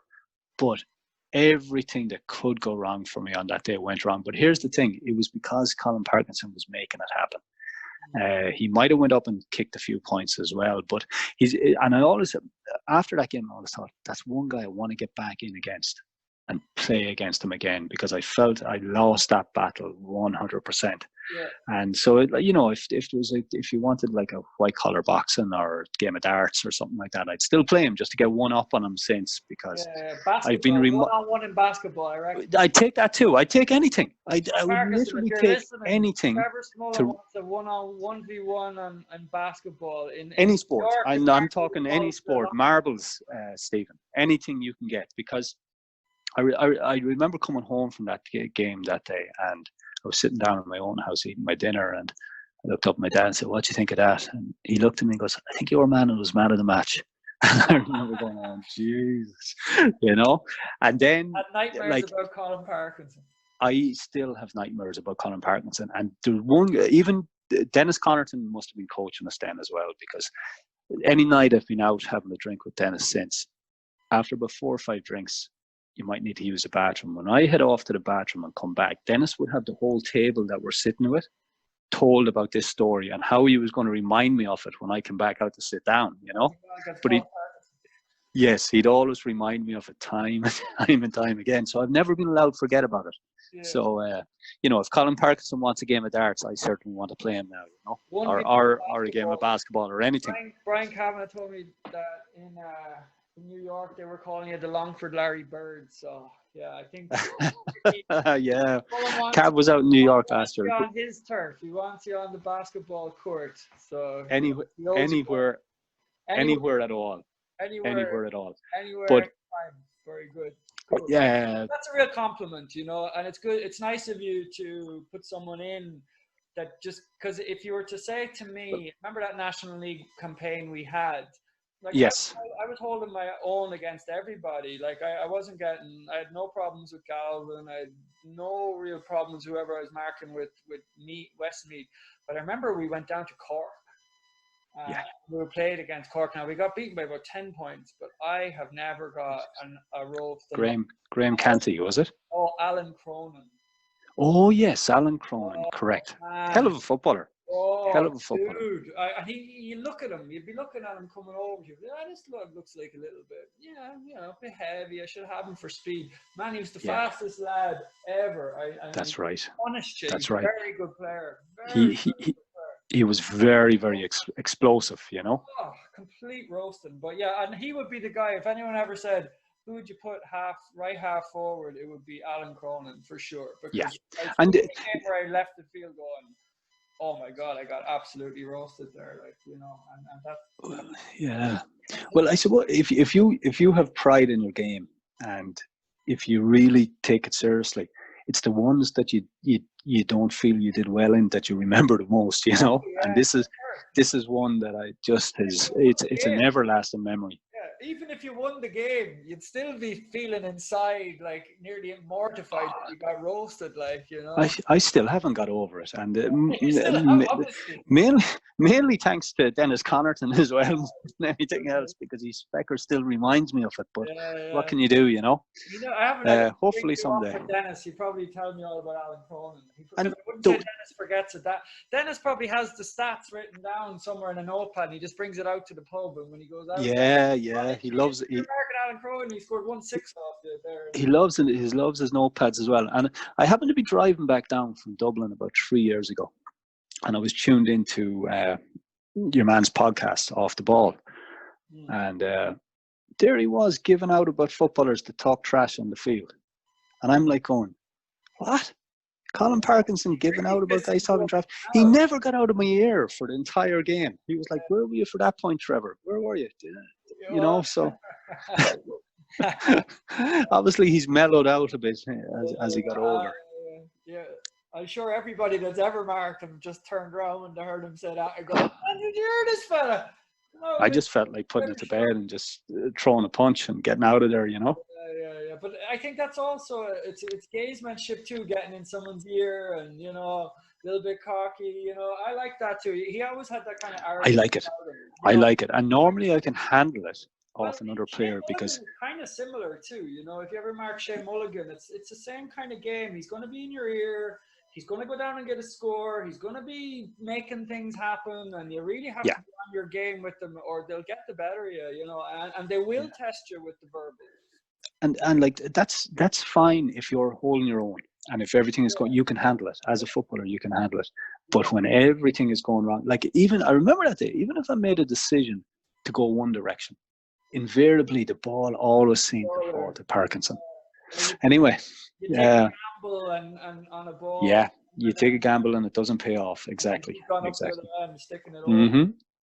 Yeah, and he did. Yeah, and he would. Yeah, exactly. Enda Muldoon, Mark Lennon, and David Hannafy. We'll go through those lads. So Enda Muldoon. Enda Muldoon. Enda is probably in the wrong sport as well. This man has the longest arms in the world. Like when his arms must be 6 foot on either side, and the way he used them to field the football was unbelievable. He was a utility player with Derry. He could play midfield or full forward. Invariably, they had him in full forward, and he for a big guy, I'd say Enda was cutting in around 6'4", 6'5". He was tremendously skillful as well, and he was an integral part of that Derry team. Another legend, and you know, we played Derry and Ballymatton one year, and Longford always seemed to be stuck for, when we were talking about midfielders in Longford, we for many years we always had one but never had two. You know, we were always using maybe a wing half forward to go into midfield, or somebody to plug a hole, you know. Yeah. And I remember the game we played against Derry and Ballymatton to get promoted, I think, to Division 1. Yeah. And Jamesy Martin had won 5 that day. I think you might have talked about it the other night, but I ended up marking Enda in midfield that day, and thank God I did well enough. But he is a tremendous footballer. Yeah, and then Mark and David Hannafy, Mark Lennon, your own club man, David Hannafy, Drumlish. Yeah, well, Mark, there's a lesson in Mark for every young footballer that's out there. He's a tremendous team player. As far as team football goes, Mark was fabulous. He just made people feel comfortable around him. And when you have 8 or 9 lads that are playing around you that feel comfortable playing with you, that, you know, if you make a mistake, Mark is going to treat you in the right way and get you to the top of your game. It makes life easier for the young guys that are coming through. But again, he was an integral part of our Ballymatton team as well. And I know you think a lot of him, Steve. Yeah, I think he's very stylish, Mark Lennon. Yeah, I always thought a good left foot, isn't it? Or yeah, he was very left-footed, but he had a lovely pass off his left foot, Steve. Lovely, yeah, very good footballer, very, very nice footballer, you know, but could still mix it, you know what I mean? Like, because he was midfield, he was always very, very strong in there. But I always thought he always had that bit of class about his game where he just pinged the ball 60, 50 yards, had that in his artillery as well, you know, and a lovely guy actually as well, I have to say. Lovely guy. Yeah, absolutely lovely guy. Teams that we were on as well, you know, and always there, always kind of had to, because we had Liam and David Hannafy in midfield, so it's hard for him to get in there because Liam Keenan was just very, very good. Phenomenal. Yeah, phenomenal. Another level.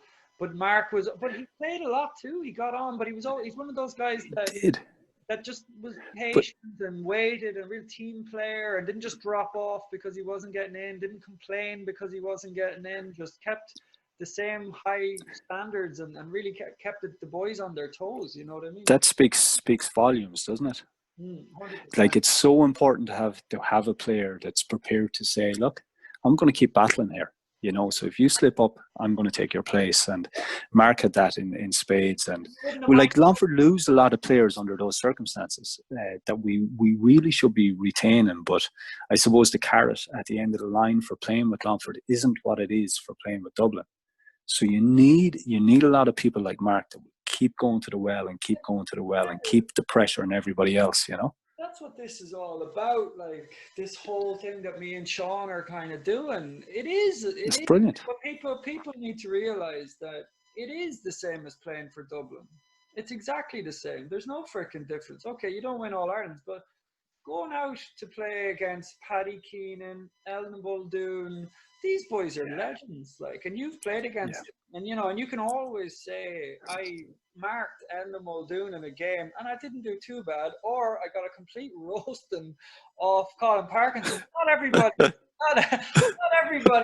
Colin Parkinson. Not everybody can say that. And I think it's important for young players and you know, Yeah. men and women alike. There's a very, very good podcast with Sharon Tracy. Everybody, all the women should be listening to that. Sometimes, like, Because the it's brilliant. narrative with intercounty football these days is that it's an extremely difficult thing for a young person to do. You don't get a lot of thanks for it. It takes up a lot of your time. So people are always talking about intercounty football and time consumption, and is it worth it? You know, but I think that question should be asked from another side of things, and we really should be looking at what intercounty football adds to a player's life. Like, you can learn so much from having the discipline to put a bag on your shoulder and get off the training and meet guys. And like, as you said, 20 years later at your stag, somebody is reminding you, Stephen, of a goal you scored against Kerry 20 years ago, you know? And You never hear these this things are, complaining.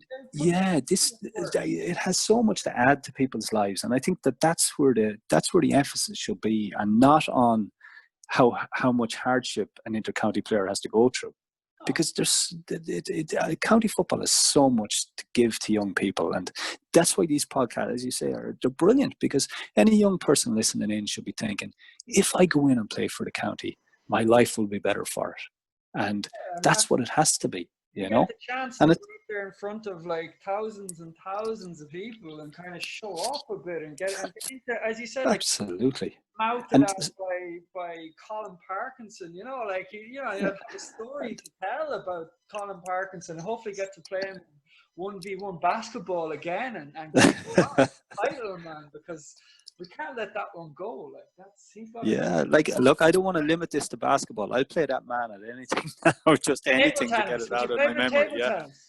I'm working on my table. I must send you a video after this. I'm working on my table tennis at the moment, Steve. Yeah, Brian Campbell wants to play doesn't want to play Kieran Fitzgerald in anything, because Cav just reckons Fitzgerald has his number every day of the week from now. No matter what he's playing. Now till Kingdom Come, man. He hasn't got a chance. Tiddlywinks. Yeah, There Fitzgerald. you go. There you go. I think I just have to make it my business to get good at whatever sport is chosen for this one, because there's no way I'm letting him get the better of me twice, you know. I'll make that happen. Yeah, we can play in 3 sports. You could do bowling, you could do table tennis, and you can't play basketball. I bet he fancies himself as a basketball player. Guarantee it. Yeah, but I have to say, he trains before that and everything. Yeah. All right. Steve-o, I don't want it to be basketball. It would just be too easy for me. Oh, I like that. He's going to have to do this now. Let's be honest about it. Let's move on. Yeah, this is. I always think, if there's a transfer market and what players would go for the hundreds of millions of dollars, and this guy is certainly one. Like, there's Longford teams down to, as I said, I always felt we had one but never two at the right time. Had we a Paddy Keenan on an Longford team, the world would have been our oyster. This guy was a box-to-box footballer, tremendously powerful, had everything you want in midfield. And, to get an all-star playing for Louth is not easy. And Paddy has an all-star, and he'd probably go down as Louth's best player ever, to be perfectly honest. Like your Eamon O'Hara of Louth, or he's just going to be a legend. Yeah, completely.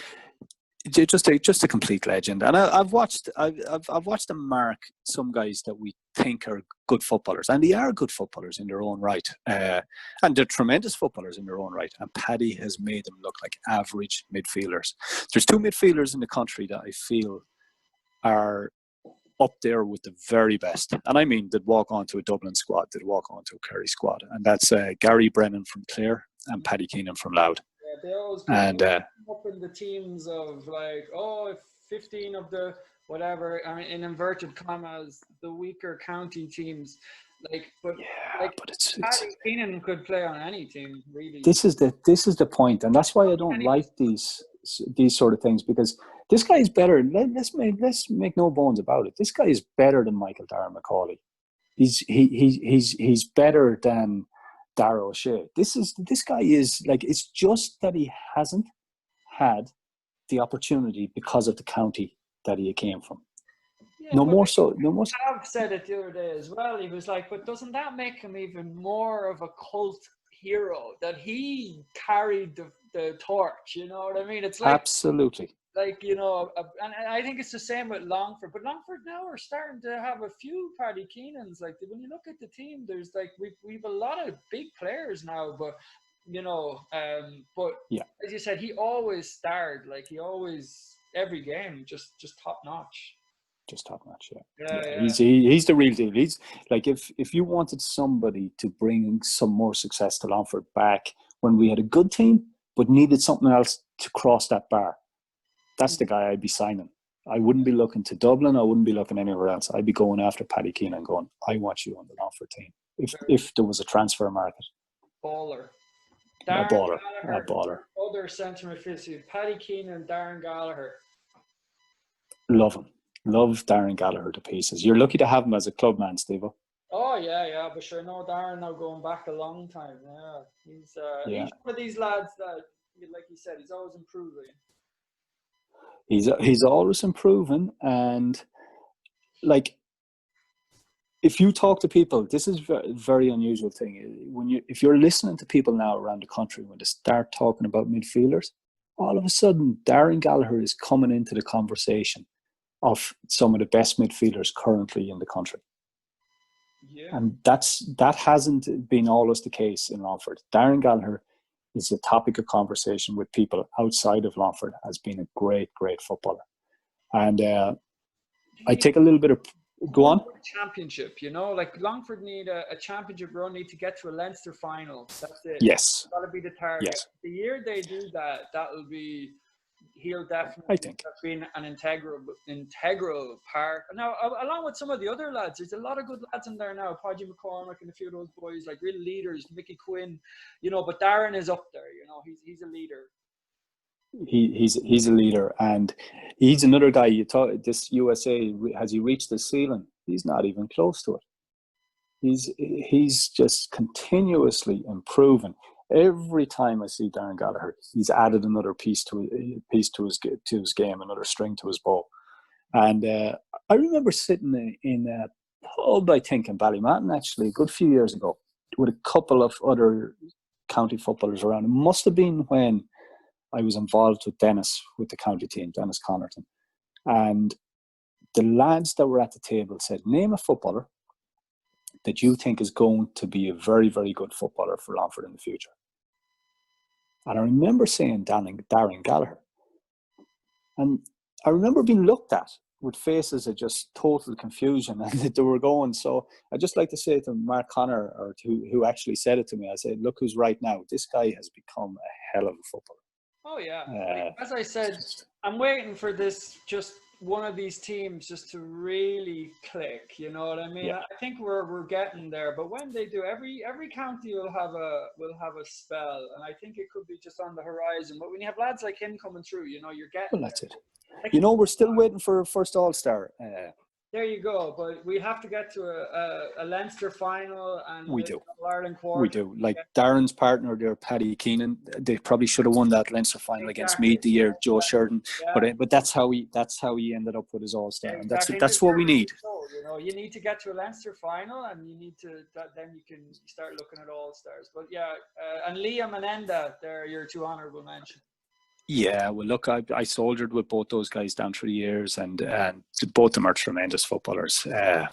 Enda was a leader of a pack when things weren't going well for Longford, and continued to play on a good bit after that as well when he had picked up a few injuries. But he was a really classy footballer. Look, he was another Barden, and you know, that family has been blessed with football and talent. There's no question or doubt about that. Yeah. And Enda had the monster of a boot on him. Yeah, absolutely. And then marking each other now would have been a right Royal Rumble. Oh, I can only imagine. I can only imagine. And that would be a great. Like, Enda, to get the better of Enda Barden would be a good feat as well, because Enda is stubborn. He, you know, even if it was Paul he was going up against, he wouldn't let it happen easily. And he was a tremendous midfielder back in the day. And Liam Keenan was hard to leave off this as well. You know Liam well, and he's He was a guy that always came up trumps for Longford, and he was a dominating midfielder, a big, big dominating midfielder. And he's the type of midfielder that Longford needed in pairs down through the years, and we just always had one, but never had two. Absolutely. Longford with two Liam Keenans would have had a great midfield there back in the day, but we were always robbing a wing forward or a wing back to put into midfield. Unfortunately. Yeah, but Darren is there now, and he's just growing, I think, and I think he'll just hopefully. He's the man. Darren Gallagher is the man, and he's going to get better and better. Here's his buddy beside him, Mickey Quinn. Yeah. And Daniel Minna honourable mentions. Yeah. Honourable mentions first, and then we'll talk about it. Yeah, Davy Barden. What can you say? I was listening to Davy on Stan's podcast as well the other day. Good. Yeah, I enjoyed that. Yeah, it was great. And I remember Davy came on the scene around 06 when Longford played Dublin, and partner Cav up front that day. Yeah. And you were just looking at two young lads who had no fear whatsoever. Yeah. Every time they got the ball, they just turned and just went at their man. That was in Kerry, was it? No, it was the Dublin game that Longford should have won it. It was in Pearse Park in 06. Oh, in 06, yeah. I remember David. Yeah. I remember him turning it on for about 20 or 30 minutes down there. I was watching it on TV, and he could just do it, man. He was that good. He was that good. Yeah, and he worked so hard at his game as well. Like you heard him talking about the gym the other day with Stan. Yeah. And he just continuously worked on his game, and he was a big game player. But when he came on the scene first, he was so explosive. It was unbelievable. I used to Mel's training every day of the week at the market. Really? Yeah. Yeah. He get goal sided. He was so fast, and I was quick enough, like. But he was just. I just had to mark him. Declan Rowley put him on me every training session for a year. Yeah, Deck probably knew what he was at there. He had two good lads, and he was trying to get the best out of both of them. He was the captain. I was the vice captain. And, there you go. Yeah, he just get goal side you, and if he got goal side you just could not catch him. He was that. No. He just had that, and like that soloing the ball. Do you ever get that? Like it's like. You'd be behind him a yard behind him, and he'd be soloing the ball, and you still couldn't catch it. But he was actually faster than me soloing the ball. You know what I mean? Because soloing the ball should slow you down a little bit. In theory, it should. It never slowed the Bardens down for whatever reason. Good Lord, he was fast. Yeah, very quick, very good player. And sometimes, like I think listening to the Stand podcast the other day, I think. He said that he kind of went a bit too heavy on the weight. Yeah, I always liked him when he was. I liked him too. Yeah. I'm going to disagree with David about that. David said that his best years were the years he was winning national leagues under Glenn. Davy's best year was, and he was a phenomenon, was the year he came on the scene, and he just because there was this fearlessness there. He didn't know intercounty football. Yeah. He just. It means so much when you just get on the ball. You're not thinking, who's this guy I'm marking? He just wanted to turn and take lads on, and it's frightening, and it's frightening for a defender when they have to face up against that. And then you had Cav on the other side, who was also coming on the scene. I remember Donald O'Donoghue, right, from Westmeath. Yeah, from Westmeath, yeah. Very, very good player. So he's been on my compromise rules team. I just know Donald from under 21s. We're all the same age, you know. Yeah. Donald always said, "Oh my God, that whatever F word, David Barden. He's a nightmare. He's so quick." And I used to turn around to Donald. That's right. And I used to say, "Dude, I know all about it, man. I have to mark him every day at training." He's like. He's just so fast. He turned you, and was so quick. Gone. Yeah. And like Donald O'Donoghue has a Leinster Championship. You know what I mean? Like. Yeah. Donald was a right good footballer. Right good footballer, yeah. And he always said Davy Barden was tough to handle. You know, and that's just a testament, really. You know. And then Daniel Mimna as well, very good player. Yeah. Well, look, Daniel is a brilliant player in his own right. And the best way to describe Daniel is he's close next Mickey Quinn, you know. Yeah. He's got it all as well, and he's a tremendously fit guy, and he's going to be a natural kind of successor to Mickey Quinn in Clo as He's well. a lot like you, actually, to be honest. I think you might have a point. Yeah, I genuinely do. You know, that engine. You know what I mean? And he doesn't. yeah, Not a prolific scorer, but he'll always get you 2 or 3. You know what I mean? He'll always absolutely. And sometimes in the last 20 minutes when he comes strongest, because he's just that bit fitter than everybody. And you always hear, like when I was listening to the county final or anything like that, you all in the extra time, Mimna just took off. You know what I mean? Yeah. You know what I mean? Yeah. And he just kind of took off the game for. I believe he's a very good swimmer as well, actually. Yes. And he has this massive aerobic capacity from swimming. Yeah. Well, used to be able to cover some ground in a game, man. So I see a lot of similarities between the two of you, to be honest. Yeah, I used to mark you a lot at training, Stephen. Do you remember that? I know.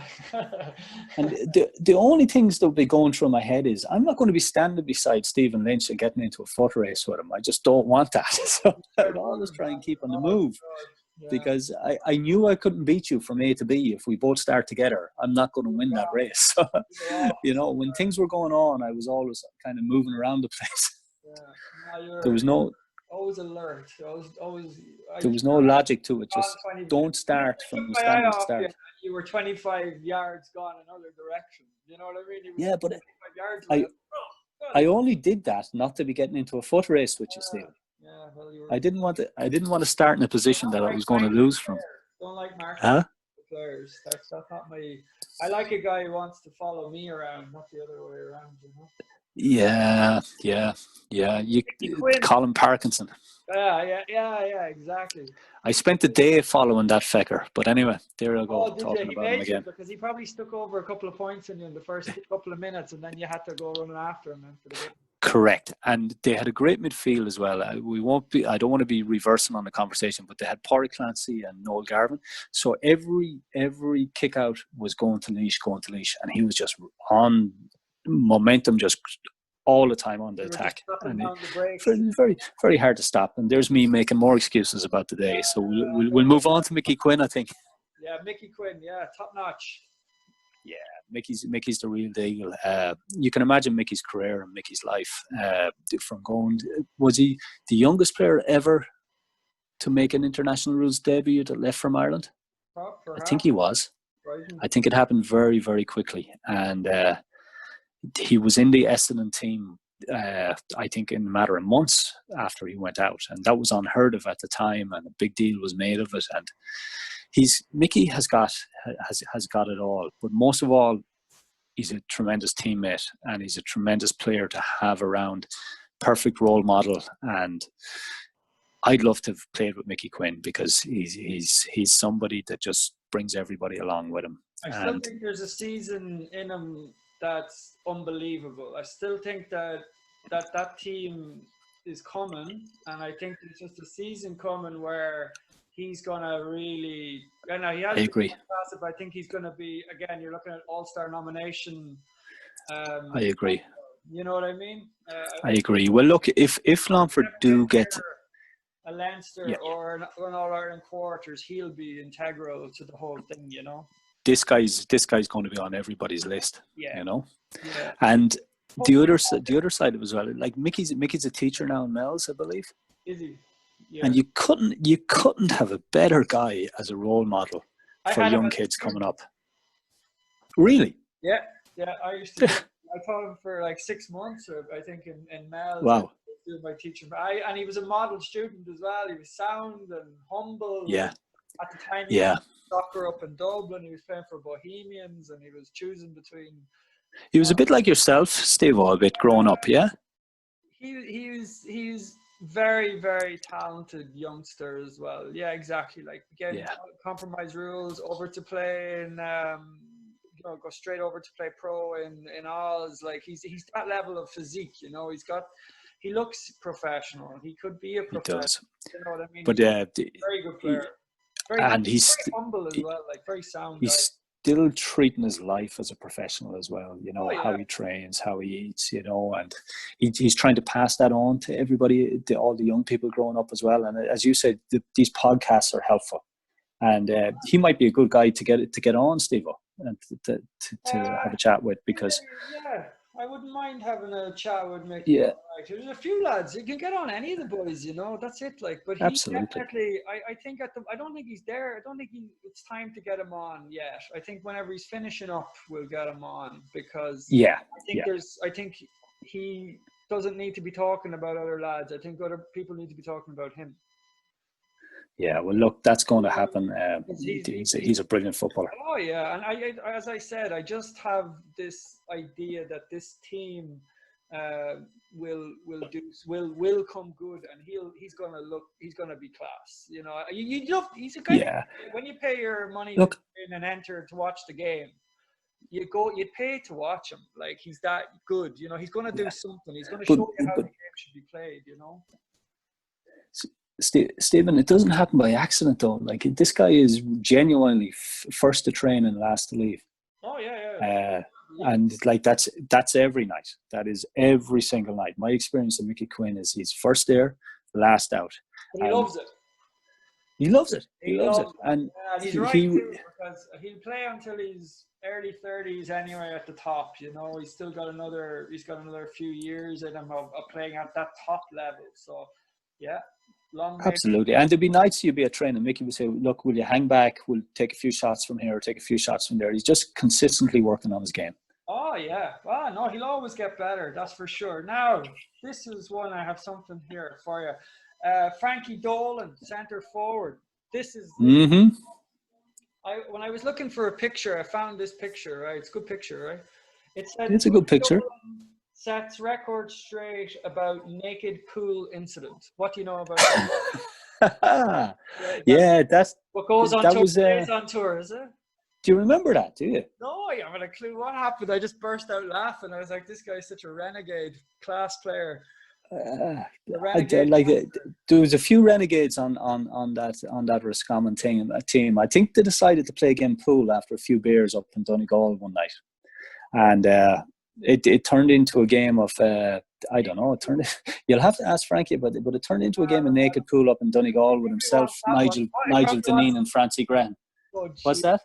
I says he probably doesn't want that one brought up again, so we'll just move on. He doesn't mind it. He was chatting to somebody there recently as well, and it was brought up. I think it's always brought up with Frankie these days. I was just looking for the picture, and then I didn't know anything about it, and I just saw this written for the picture. But as an amateur footballer, the Sunday World or the News of the World ran a front page spread on it, Steve.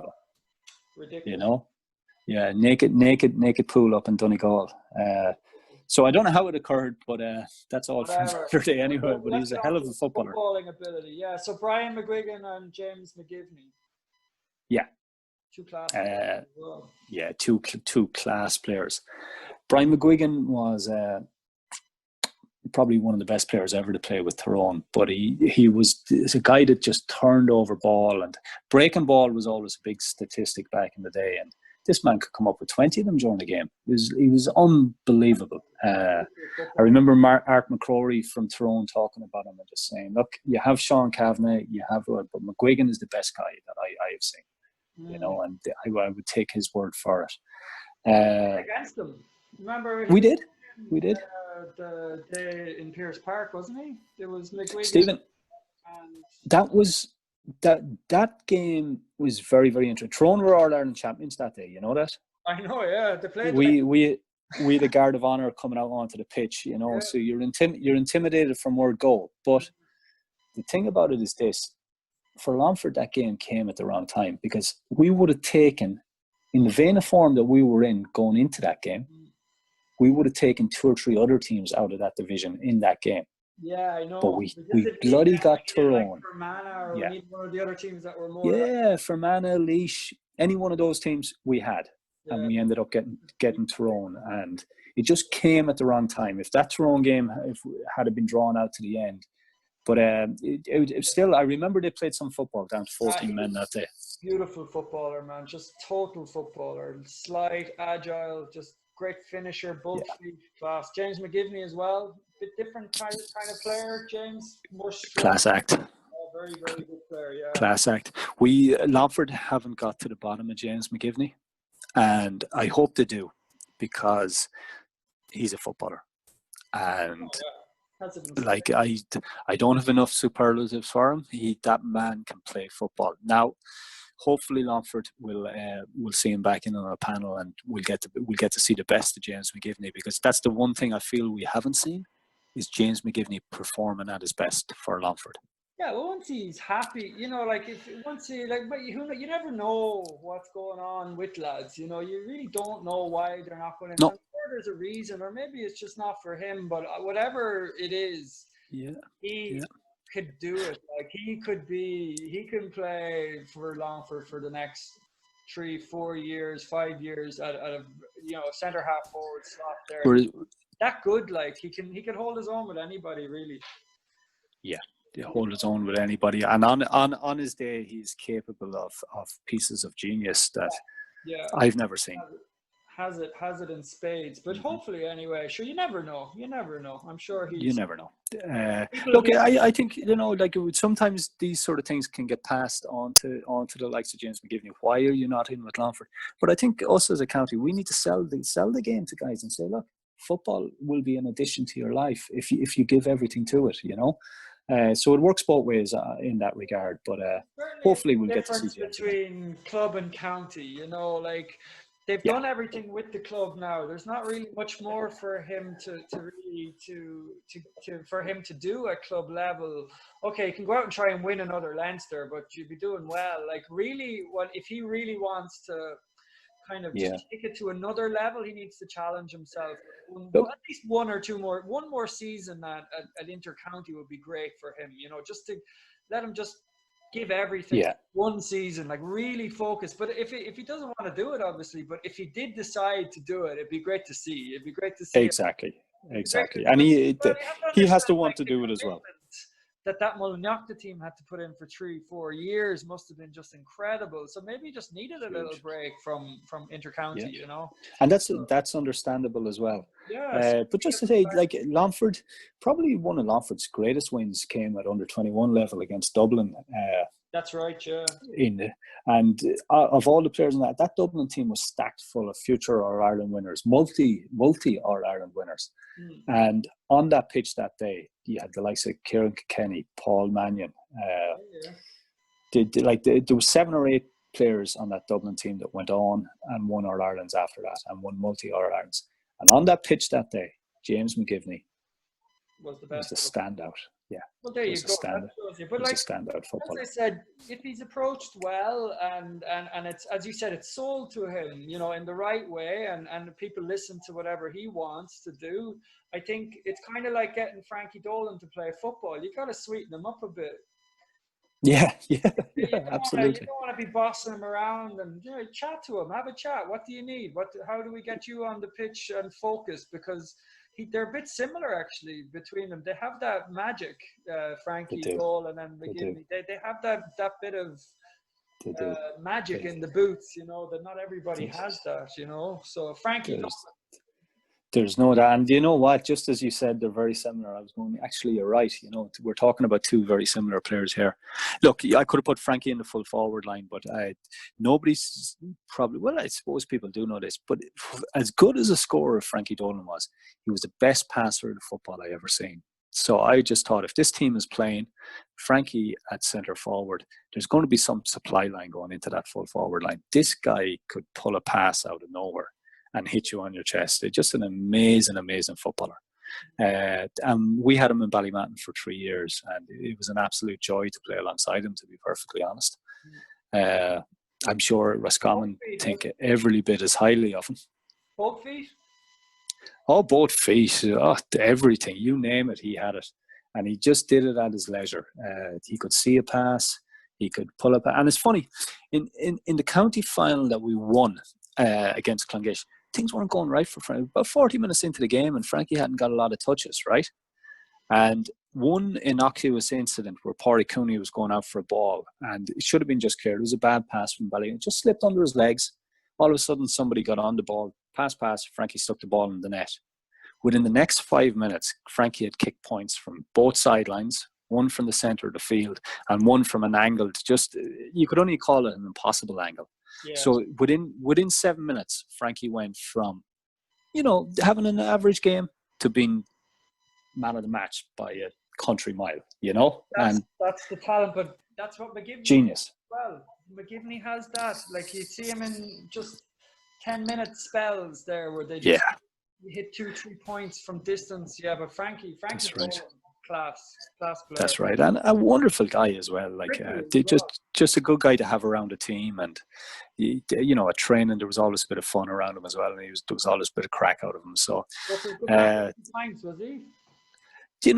He had a name to be a good man to drink a pint, but the only pints I ever had with Frankie were after games, and certainly enjoyed them. But crack, like, if there was a great bit of crack, and his dad used to come down as well, and we'd sit in the same pub and knock a bit of crack out of it for the evening and all of that. But to be honest, if there was a training session on and Ballymatton were training, Frankie was at it. I always get the impression from him he's a bit cheeky. As a player, as a person, a bit of crack. He'd always be slagging and joking and, just a good character around the dressing room, you know what I mean? And then abuse. Absolutely. I can't argue. And, sometimes, that barrier gets crossed where people mistake that cheekiness for we'll say his character. No, this guy was the nicest guy you could ever meet. I'm only joking about the crack with the pool. I'm pretty sure that he is just. He is. He's a legend. I'd say he's going to be legendary. He'll go down as one of the greats of Roscommon and even Longford football, because apparently I remember being out in Granard now, and I at the time wouldn't have had a massive interest in Gaelic football. And someone told me, I said, how did the county final go? And they go, Ballymatton won it. I said, how did it go anyway? Frankie Dolan just put on an exhibition, apparently. Yeah. And that's just an exhibition. Absolutely. And that's how good he was. Probably still playing. Bridget's ended up winning the All Ireland final, and Frankie in the twilight of his career ended up kicking the winner. Yeah. There you go. Like these big moments were just made for Frankie Dolan, and some people shy away from him. Frankie loved him, absolutely loved him. If there was a ball to be kicked over the bar in the last minute of the game, well, Frankie Dolan's your man. Oh yeah, or this man, Paul Barden, left half. What do you want me to say? We'll talk about Mark and Barry first. Yeah. I've been playing against Mark many a time. Good player. Fabulous player, yeah. Nice corner forward as well, full forward. I like him inside myself. Mark is the Jimmy White of football around Ballymatton anyway, because a lot of the lads that we grew up with would have won a county title, and Mark kind of missed out on that year. Yeah. And he's been trying ever since, and he's still playing, and hopefully he'll get to win one of the big titles in Longford in the near future. But he's as Pádraig Davis said about him, he put the ball through an eye of a needle, Yeah, he's very nice. Tremendously accurate from frees, from play, and he's very skillful and could have even been probably better than what he ended up being, and yet where he ended up was top notch. Yeah, Matt was very clever as well. And then Barry McKeown then is the other one who's just a great reader of the game of football. You could be watching Barry and you might think a lot's not happening, and then you look at the stat sheet at the end of the game and the amount of touches, the amount of completed passes. This guy is doing everything and does it so quietly that it kind of goes unnoticed. Yeah, incredibly fit player. He's always all incredibly fit. Ball. Jeez, gets up high. Yeah, he's rangy. He's rangy footballer as well. He has a long stride, deceptively faster than what he is. Another player that Longford he's still in there, I presume. I hope. Who's that, Steve? Barry's still in with the county. Oh, he is. Yeah. Just from. I'd nearly like to see him shift, maybe centre back, centre forward, move him away from the wing now. coming Yeah, to his yeah. near the end of his career now. Well, I'd say he'd have the head, good centre forward like well, play. you know what? He's a very intelligent footballer. Yeah, exactly. So you have a great point there, right?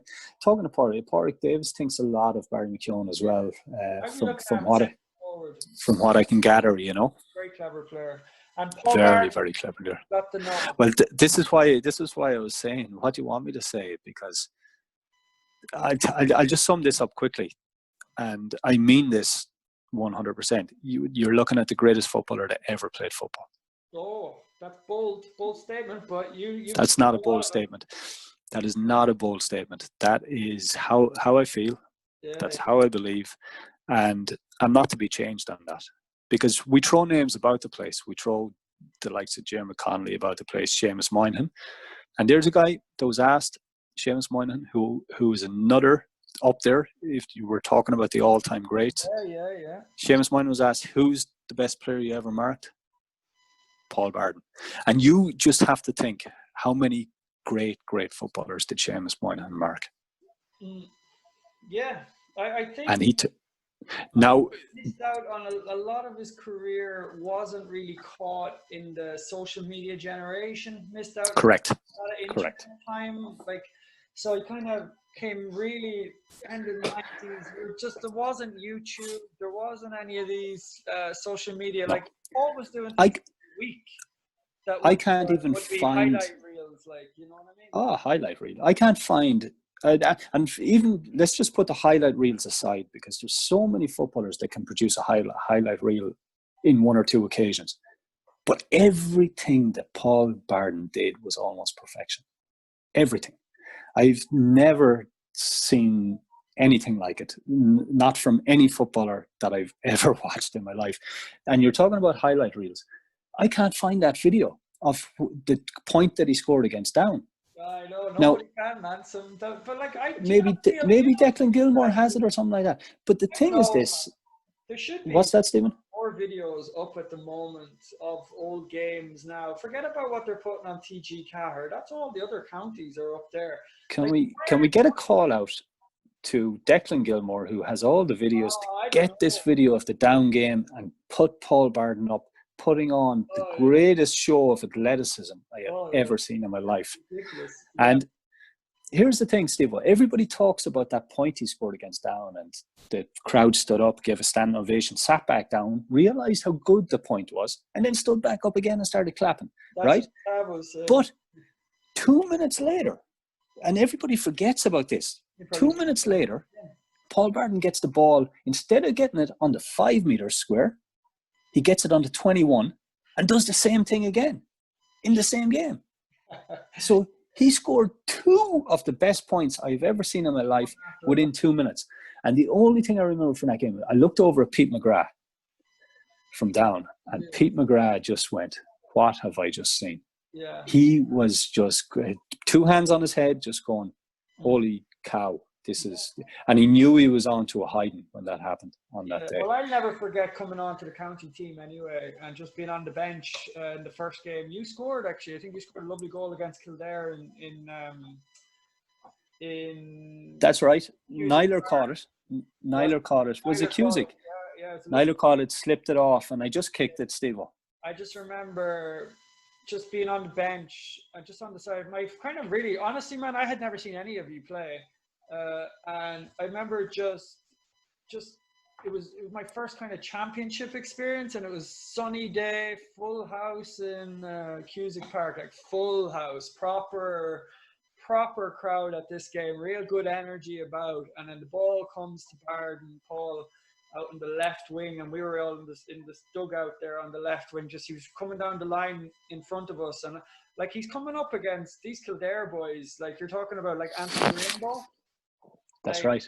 And he just looks at him, and then down the line, and just cut down. He just cut down the line, burned your man, cut in, fits it over the bar, and I was just like, oh. My 2 abiding memories of Paul was that Down game and the Kildare game you're talking about. But I remember the Down lads were actually, the only way they could tackle him was like a Peter Stringer little tap tackle from behind. They were diving to try and stop him from getting him away from him. And going back to, you were talking about carrying the football should slow you down. He's probably the one player that actually got faster with the ball in his hands. Yeah, I think Davey was the same. Davey was the same. Yeah, it's just, this is phenomenal stuff. And there was a day in Wexford that we were down with, I think it was Dennis Connaughton or Luke Dempsey, but we had designed a bit of crack at the end where you hung some tires out from a goalpost and you had to kick the ball through the tires. Yeah.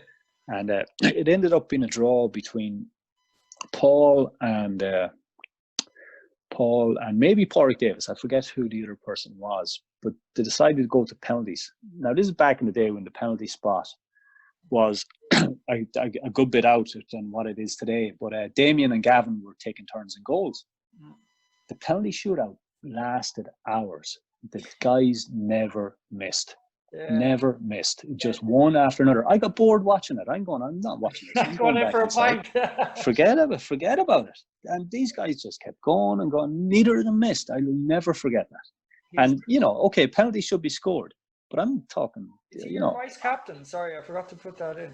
I think you put Paul as vice captain, no? I might have went with Paul as vice captain.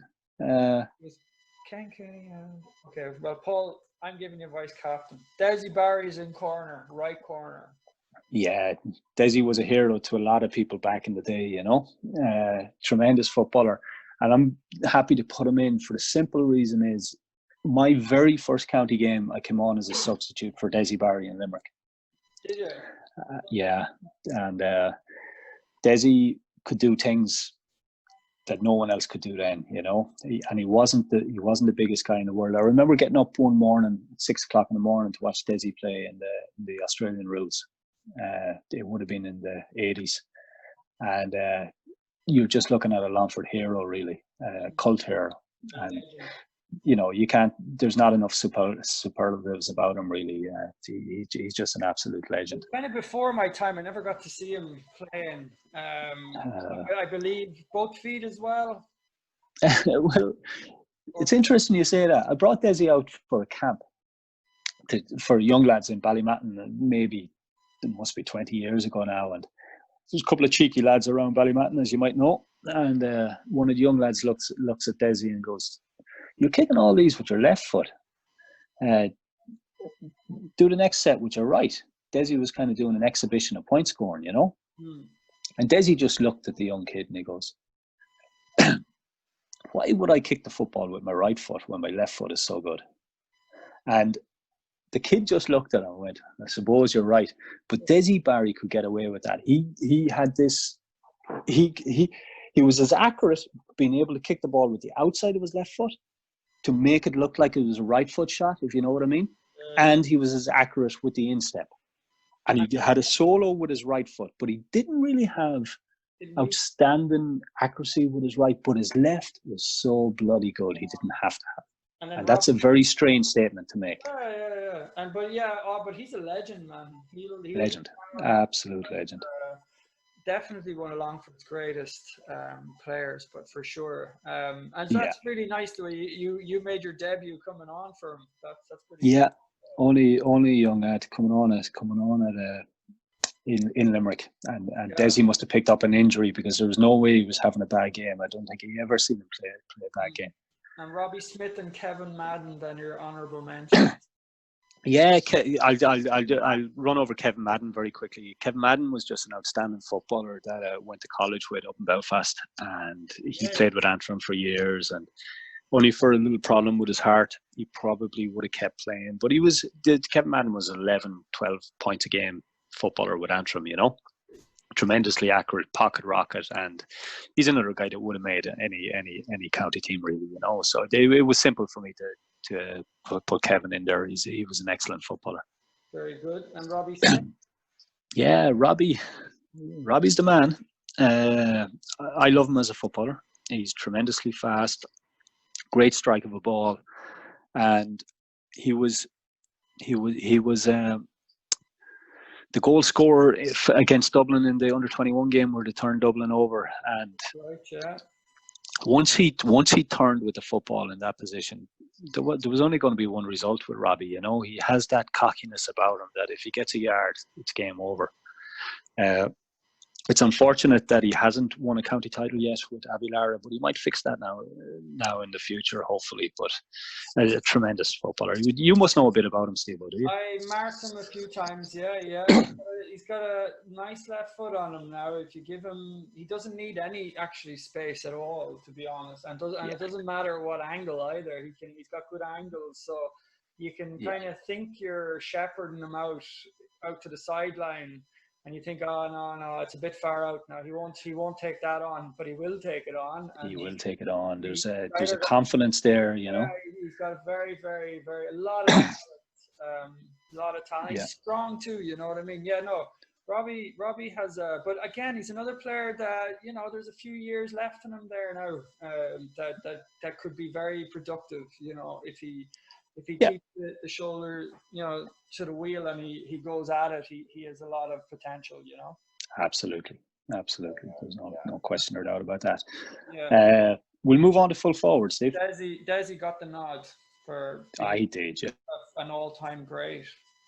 Full forward, Niall Sheridan. So he's about to just burst through that guy's arm there and probably stick it over the bar. I think that photo is quite apt, isn't it? 3 Dublin boys, Paddy Christie on the ground, and they're not getting the ball off him there. Look at that hand on the ball. Makes the ball look small. Class player. Can you hear me? Hello? Oh.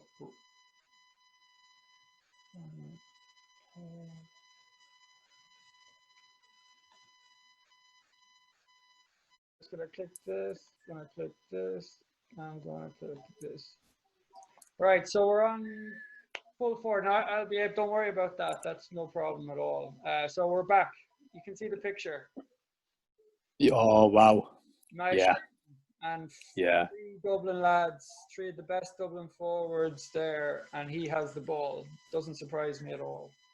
Yeah, no, and the thing that doesn't surprise me is the picture, because Niall just attracted opposition defenders to him, because for one guy to mark Niall Sheridan, almost physically impossible. So once Niall had the ball in his hands, yes, one guy can be in the competition for the winning of the ball, everything else like that. Once Niall had that ball in his hands, the guy that was marking him needed help. And you can see it there. You can tell what's going to happen there. That left arm of his is just going to knock your man number 4's right arm straight out of the way. Absolutely. His right arm is just going to knock Christie's out of the way on the ground there, and he's going to bounce the ball, and both of them are going to bring him down, or the guy coming behind will bring him down. Someone had to get freeze. Unbelievable. And do you know what I'm thinking? I thought he didn't get enough freeze for what he deserved. I'm kind of looking at this team and I'm thinking Niall Sheridan is going to be attracting Pádraig Davis, defender, and Desi Barry's defender to him. And all of a sudden you're being left with Pádraig Davis and Niall Sheridan completely free, or Pádraig Davis and Desi Barry completely free. Exactly. That is some full forward line. Wow. Yeah. Wow. Yeah.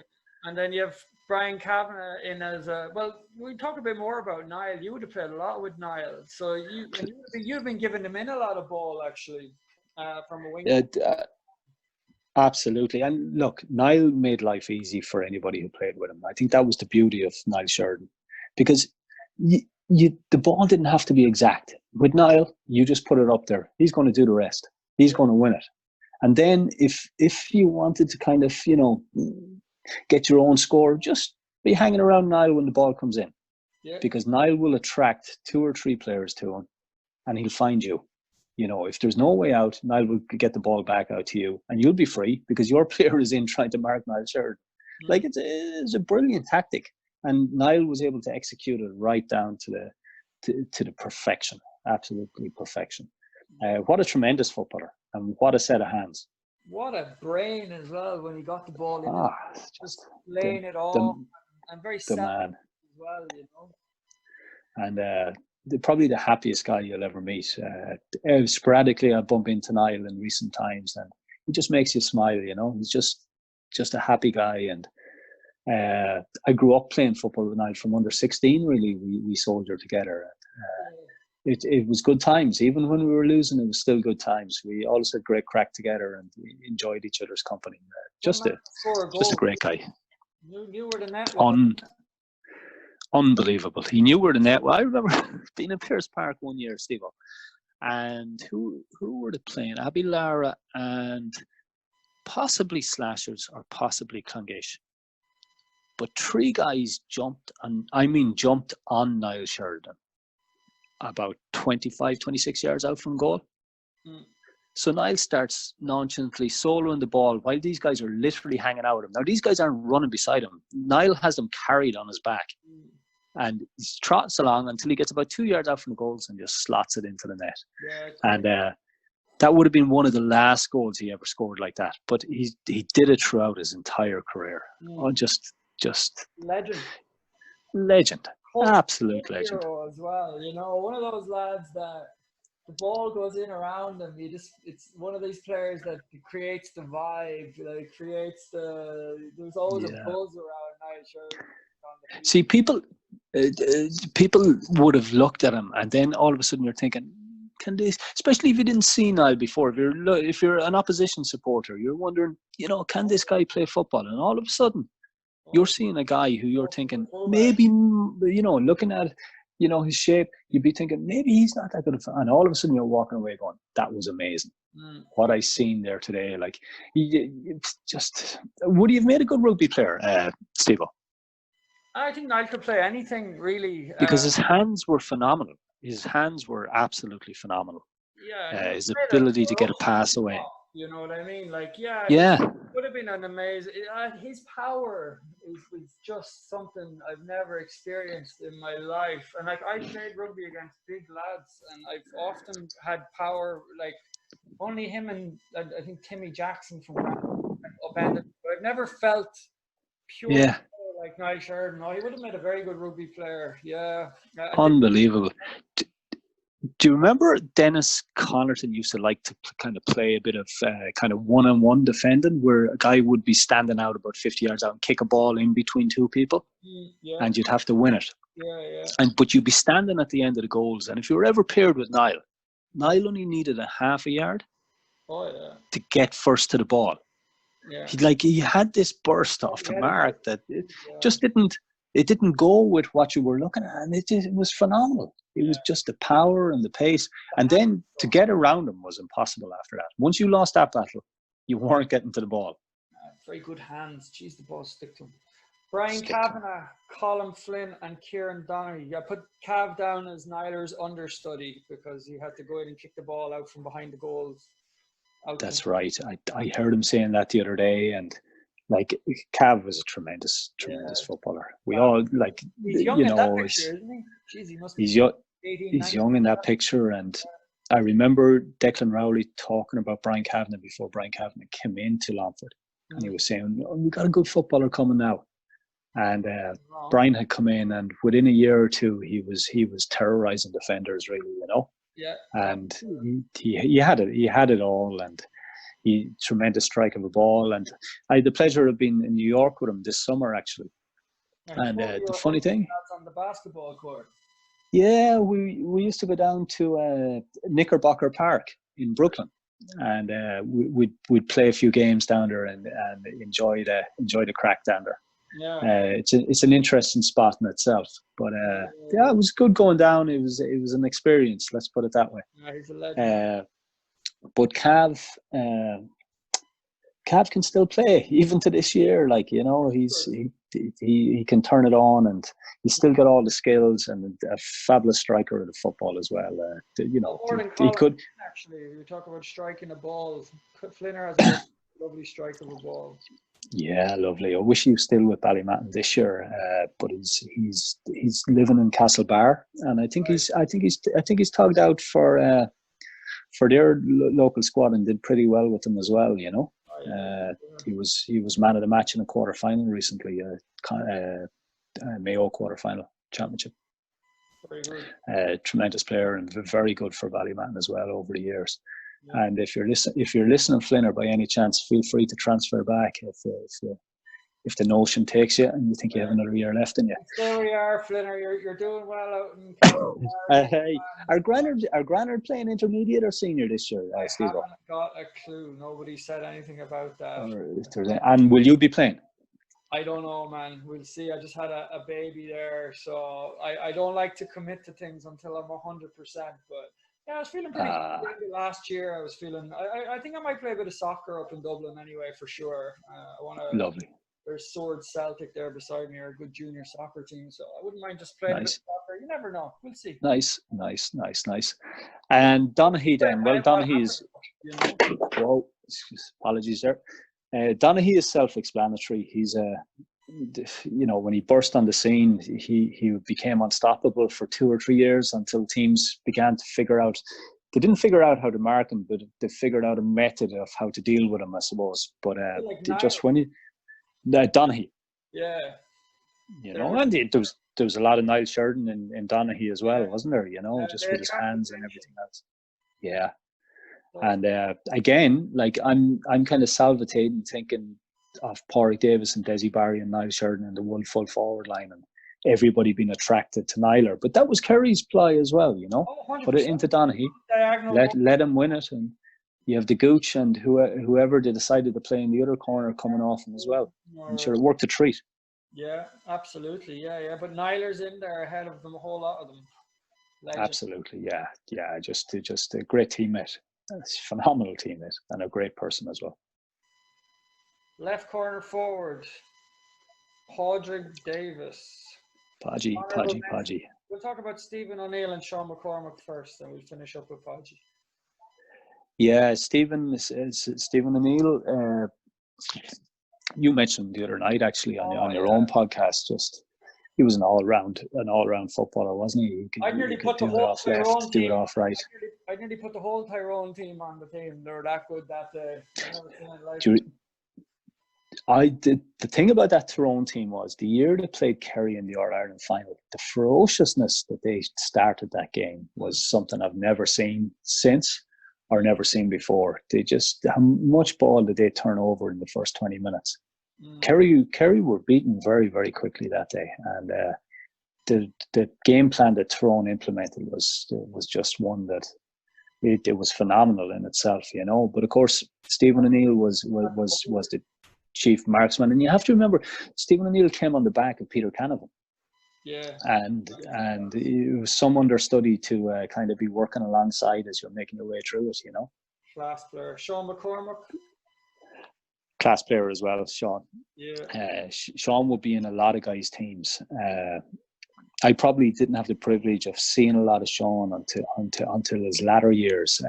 But I did get to a lot of the games that he played under Glenn Ryan, and Sean was putting up scores. He was leading the National League in scores for, I think, 2 years in a row. He's just this. We're talking 7, 8, 9 points a game for Sean, and of course he's done very well with Clough as well, leading them to 2 or 3 county titles. Yeah, he's a dream in there, and the way Cav was talking about him seemed like a very good fella to play with alongside. You know what I mean? So talking to each other, kind of playing intelligent footballer, very, very, very intelligent. Yeah, footballer. And I think anybody that I ever talked that marked him from Granard, anyone that ever had to mark him, also, he's tricky. He's tricky. He's hard marked. He's very tricky. Very clever. He plays with the head. He's not just. Yeah. And when he's on song, he really is on song. Deadly, just deadly accurate. Deadly accurate. Davis gets the nod. Yeah, well, look, Podgy was the man. He really was the man throughout the majority of my intercounty career. And the one thing that sets Podgy apart from everybody else, he has this attitude that is very similar to, if I was to pick a player from another sport, Ron O'Gara.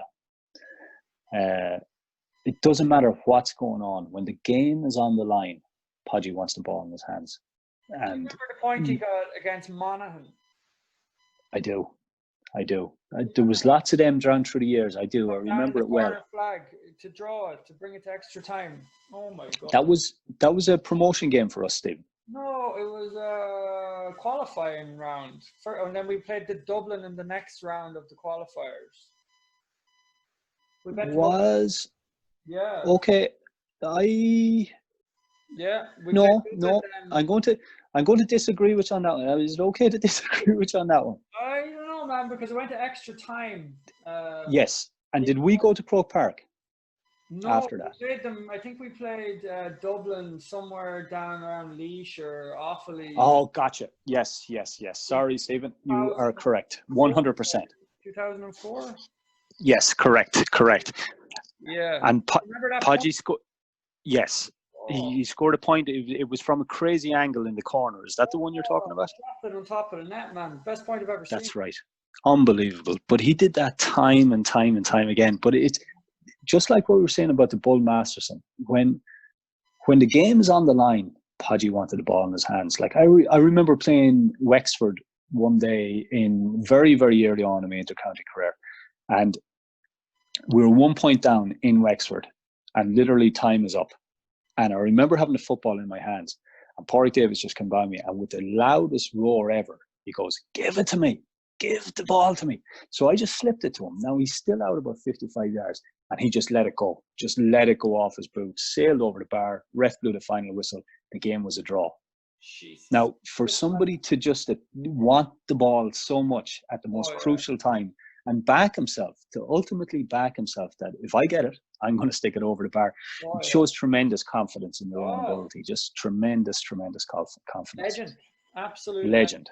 And total, yeah, again, it's another player legend. that missed a lot of the YouTube generation. Like we haven't got the opportunity to see enough of the great games of Podgy Davis on TV. Because like he honestly, imagine the stuff you're missing there from the late 90s. Yeah. Imagine I'm sure there are a few games of the county finals, but imagine the stuff he was doing with the county at that when at that time, That's right. That's 90s. right. And don't forget, there was another skill back then that kind of has gone out of the game a bit, but freeze from the ground, Steve. Yeah, deadly. And Podgy was deadly, absolutely deadly. There wasn't much he missed. Other team. My backroom squad. This is the other team. Yeah, this team could actually take on your main team. It's that big. I had a good budget for this. I was operating off Dublin budgets, not Longford budgets, but I brought in the whole shebang. Dennis gets the nod anyway. Bannister, fair play. Yeah, well, Dennis got the nod for Bannister because he wouldn't take any other positions if I offered them to him. So he has to be manager. So no, but he's a brilliant guy and an absolutely brilliant manager as well. And to be honest, I wouldn't have him anywhere else. Yeah. And likewise, nor would he take it. Probably and then in the full back line. Absolutely. But Dennis actually, myself and Dennis go back a long way, and I have a lot of time for Dennis Connaughton. Yeah. Now I have Eugene McCormick in as assistant manager, and like I was heavily involved with Eugene for the under-21 squad that beat Dublin, and Eugene was the manager of that team. Yeah, highly respected by the players. Players love him. What a brilliant guy. What a brilliant guy. And I'll tell you something, Eugene, we went down to Briefy House before we played Dublin to kind of fine tune the lads before we went up the following weekend to play them, right? And Eugene came in to me the night before and he said, "Trevor, I want to show the lads a video tomorrow." He said, "Dublin play this kind of high line." And he said, "We might catch them at some stage with a ball coming across the top, But I need them to see the way they play." So I start scrambling to put all of this together on video, and I'm going right there. And the following day, we worked on this.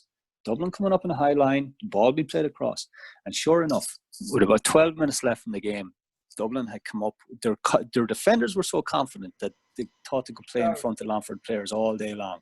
Put them over the top. Ball over the top. Robbie Smith back of the net. That was designed by Eugene McCormick in Briefy House the week before. And I'm nearly to a T. I'm nearly sure Eugene was in with Dennis when I was on the team as well. He was. The backroom staff. He was. Probably assistant. He was. I met him actually. I met him the other day in Newcastle Forest. He was out for a walk. He still likes to keep fit himself. Yeah. That's what Dennis used to do that. You know, I remember every now and then Dennis Connaughton would throw Eugene into a training session. That's right. And he'd come out better than whoever he was marking every time. Oh, sure. Eugene played late, and Eamon Coleman brought him in to play with Longford for a couple of latter stages game, and he ended up kicking 3 or 4 points in the championship game at the end of his career. I remember when he'd be one of those lads when Dennis was, if there was ever like a player's absent, you know what I mean, and you needed one extra player, Dennis would throw in Eugene McCormack, and you'd actually be dreading that Eugene McCormack would be put on you. Yeah, Because he'd bust you, and he'd make sure that you knew that you were in a game. He was a tough. He was tough as teak, and great player. Yeah, very very great lad.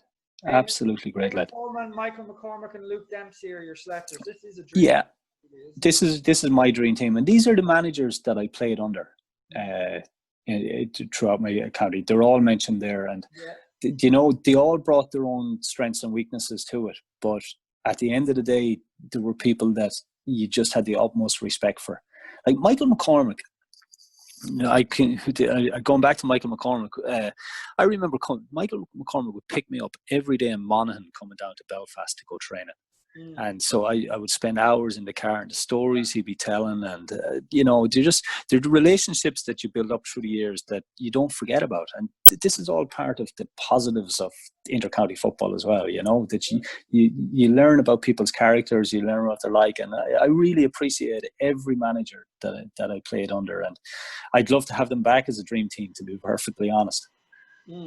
And then you have, absolutely, Luke Dempsey as well. You played under him for a few years too. Luke was a good man. Yeah. Luke has just some CV behind him, managerial wise. Like, you know, there's nothing that he hasn't turned his hand to that hasn't improved. You know, he got St. Lomans and Mullingar, who were struggling to win. Now Deck Riley won one the previous year, and then Luke went in, and he got another 2 out of him, but he got them to a Leinster final as well. Phenomenal. You Declan Rowley in as a trainer. I do. Deck was always very shrewd, and he was involved with Luke throughout those years, and Deck had a great eye for the young player coming up. A great eye for the young player coming up. Deck was keeping his eye out all the time. You could tell you about Brian Kavanagh before Brian Kavanagh was Brian Kavanagh. He knew a player. You know? Declan was a very good player himself as well, by all accounts. You know what I mean? By all accounts, absolutely. Yeah, before my time, but he'd have the senior titles to prove it as well. I'm sure I'm sure he does. Yeah. I'm sure he does. Well, actually, I remember him in Mel's. I remember he'd be coaching us in Mel's, and he'd often just take out the balls and start kicking them over the bar, and he'd be like, "Oh, now Lynchy, when you can do this, you know, you're a good player then." And to be fair to him, he could putting the challenge up to you. Oh yeah, he would. Yeah, and then Chef equip Matty Fox. There's no one else you'd have for this job. He's just a brilliant organizer. He's a brilliant overseer of affairs. And if something was organised by Matty, it would be organised right, and it would run as smooth as clockwork. You couldn't have anybody else as a chef to keep, really, you know. I think we even had guard escorts and everything going with the games, if memory serves me right. We did. Did you go to Cyprus with us, No, Steve? I didn't. No, I don't know why I didn't get to go. I think I had exams. Matty organised that trip, and the pitch that we walked out onto, it was like a Premier League surface back in the day when there wasn't a fronty pitch in Ireland, you know? Yeah. Matty did it right anyway. He wouldn't leave any stone unturned. And that was a great team with him and Eugene McCormack, and there was a great background team. Jerry Lynch was also involved in that team as well. Jerry, I'm hoping to get to. Lad, and he was another lad that if they put him in training, good lord, he'd bust you as well. Jerry was in Cyprus with us that year. Yeah, he was tough. Jerry Lynn, a great man. And hopefully now, if I manage to play any football this year, Jerry will be my manager again.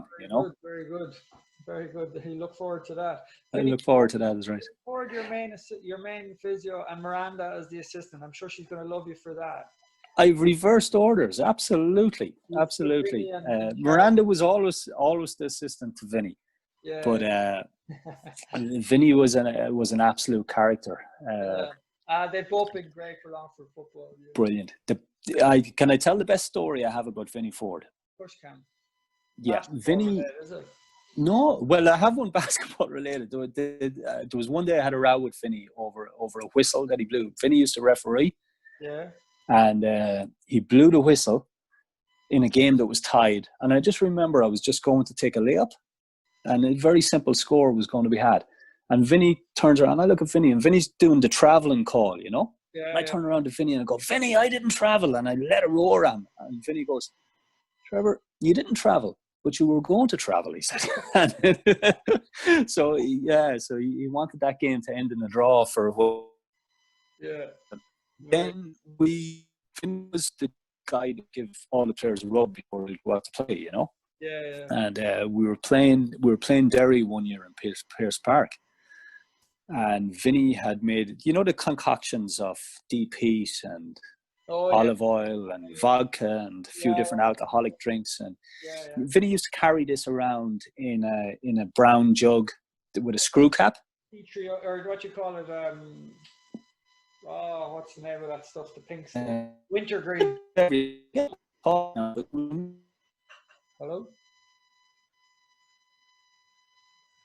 Hello. Oh, no. Are you back?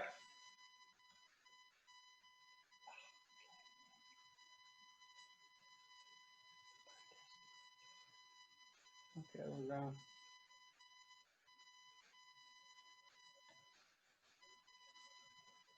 Yeah, and then we'll carry on. We're nearly there now. Nearly there anyway, man. Yeah, this is real Joe Rogan style. I can stick them all together anyway, so it's grand. Right, so you're talking about Vinny. You were just saying, you just told the story about going up for the layup and he blew you for it before you traveled. Yeah, he was preemptive refereeing. He was foresight, Mystic Meg. And he blew the whistle. But Vinny always had funny moments like that. But probably the best experience I ever had with Vinny was over his concoction that he would make for the rubs before we go out for the game. But he switched it over from a brown glass bottle because it was a championship game. He wanted something a little bit more high tech. So he went for like a Windling bottle, or, you know, with the spray gun on top. Yeah. So Vinny stood back with this and he was telling me what was in it. There was vodka, there was deep heat, there was a little bit of that Chinese ointment that you would have in the little Tiger Balm. Tiger Balm.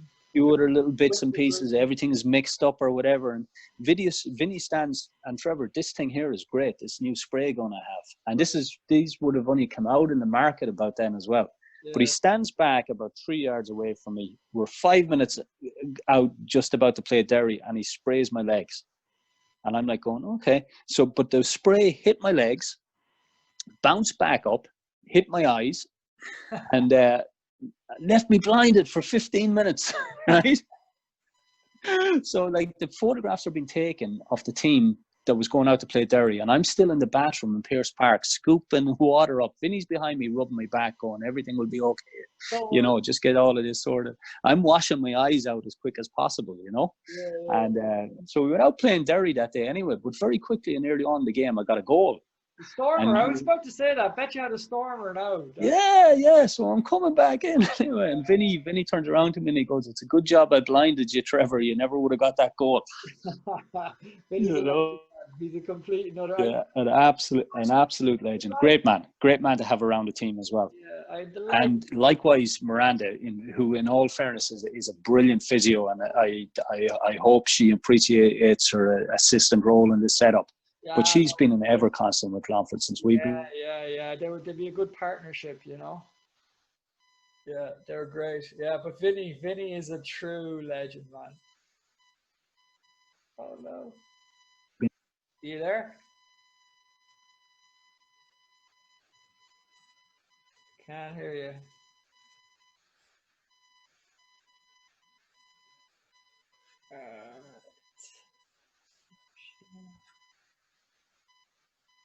Record, and then I'm going to share screen, finishing up with Trevor Smullen.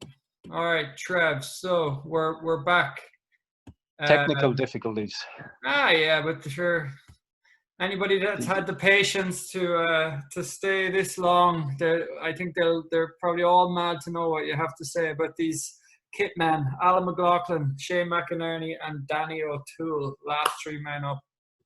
Yeah, these are probably the three most important men of the entire setup. I was just thinking myself, as a footballer going to games, you'd get down to the training field, and these guys are always the first men there, you know. And then when everything is finished, they're the last men to leave as well. So out of everybody that's involved in the management setup, they possibly have the best relationship with the players, because they have so much contact between getting the dressing room ready, getting the pitch ready before training, and, you know, basically having everything ready to rock and roll by the time the rest of the management team arrives and the rest of the players have got involved, you know. So they've always been great characters down 3 years, and we always knock great crack out of one another as well, you know. Exactly. Which teams now would you have the boys on? Alan McLaughlin, Shane McInerney, and Danny O'Toole. Where would you be involved? Yeah, it was Sean. Alan was involved with Dennis in 2017, 2018, I think it was. Right. And the man was just unbelievable. Like, he was, you could set your watch by him, you know. Yeah. Just as we're taking off and leaving Longford maybe to go to a game in Wexford, Alan is down there. He's sending photographs back to the team on the WhatsApp group at the dressing room, ready to go, you know, with everything, Nice. jerseys hung up, everything, nothing out of place. Just a brilliant guy. And if you ever needed anything, just give him a buzz. It's done. You don't even have to ask the man twice.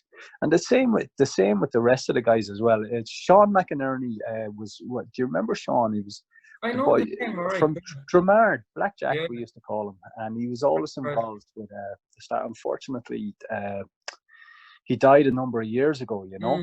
But I've be very thankful to Sean for, and he got me my first interprovincial game time ever. And it's quite a funny story, actually. But Luke was over the Leinster squad, you know. And only as Luke can do, he cobbled his management team together, I'd say, the night before he left with the team to go to it, you know. He made a few phone calls and go, look. And it was being held in Paris at the time. But very nice.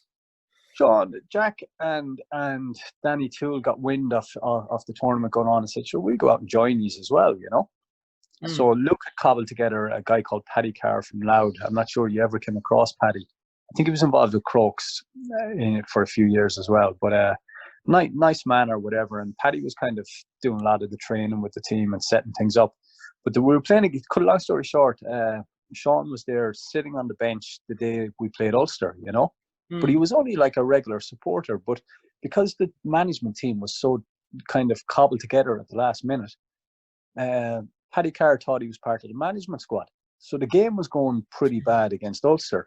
And Sean turns around to Paddy and he goes, you want to be getting Smullen and Davis in there now, Pádraig Davis, you know? So there was about 20 minutes gone in the game, and Sean was responsible for the two of us getting in at very early doors to play, you know? So delighted with that, and I'll be ever thankful to him ever since, you know? Yeah, it's a great jersey to have. Again, as I keep saying, like about lads from Longford, young lads trying to get in. Like you've played for Leinster, you've played unbelievable levels of football, and I'd say they were the best days of your life when you were playing, you know, feeling good, fit, and playing on serious teams with serious players, you know what I mean? Certainly great memories, Steve-O, you know. And it's funny, you can get busy with the rest of your life and everything else that's going on around you, you know. And just in the last 3 to 4 months since this kind of lockdown came in, you know, you have a lot of guys back on the WhatsApp that maybe, you know, we're busy getting on with life, doing, you know, getting on with everything else that's happening, and found a couple of extra hours in the day. So you're reminiscing about everything that's going on and that have gone on in the past. And it's, to be honest, the last few months have been bringing back great sporting memories from be it football, basketball, or anything else. That's why you're going to strap on the boots again this year, or as soon as we can. I think there'll be a lot of people digging out the boots out of the wardrobe after this, because there's probably a lot of people that had been so busy working, so busy with life, so busy with things going on, that they just probably hadn't been keeping fit at all. And then after about 2 weeks of lockdown, you just start cracking up indoors. So you start jogging again. And then when you start jogging again, you start thinking, geez, I'm not that out of shape, you know, I'm not feeling too bad. And then by the time the football gets going again, I said the junior championship will be the strongest championship of the whole lot. Stephen, are you out doing a bit yourself at the Oh, moment? I'm Just out of always out, interest. man. Yeah, I always like to keep. I'm always waiting on the call. You know. Are you jogging? Are you I jogging? do a bit of everything, man. I jog, I play ball, I'm out in the back garden with a football, I stretch. I'm always Brilliant. just in shape, you know. I don't. Brilliant. Well, I'm I just don't wondering, like do you going want out. to throw a few times my way to see if I'm still on the I don't pace do or off the times. pace? I'm not a timer. I'm more of I'm a not one bit freestyle. surprised. I'm not one bit Freestyle. surprised at that. Yeah, Yeah, I'm a yeah. freestyle runner, but I am a feel. To be honest, I feel in very I good. think that's the code you lived by anyway, Stephen, when you were playing as well. Yeah, well, You that's always it, had a you trick know. or two up your book that was straight out of the freestyle side of things. Yeah, And the only problem with me was sometimes maybe when I was a bit younger, I was a bit too much, too fond of the partying in my 20s. You know, now I've quit the partying. I think I'm far fitter than I ever was, to be honest. So well, you yeah, know what? I have to say that it's something similar for myself. You know, just the last year of kind of put a bit of effort into trying to get back yeah, into yeah. somewhat of shape. You know. But you still have the head for it, you know.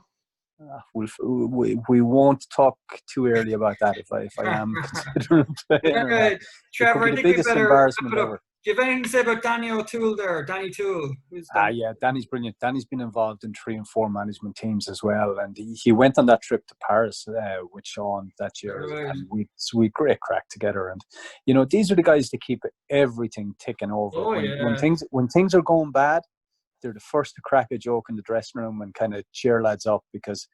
If you've gone through a loss or gone through 2 losses and you're going training, you've travelled from Belfast, Dublin, wherever you're coming from, and it's a tough journey when things aren't going well. And Oh yeah. these are the people that keep you on the right track and keep the head right. Absolutely, man. Well, thanks a million, Trevor, for It's been taking a the time pleasure. out because it's been a fair time. Now, what we Yeah, have to really absolutely. do is sort out this Colin Parkinson rivalry. We have to get this going. We need round 2. The round 1 Yeah, no. went Well, I totally. need round 2 to move on, to be able to move on, To be Stephen. able to move on. Well, Colin My life came Parkinson, to a halt that day. you owe Trevor Smullen. He put in enough years service now with Longford. You owe him round 2. I personally think it should be 3 sets of table tennis, Look, I'm basketball, easy.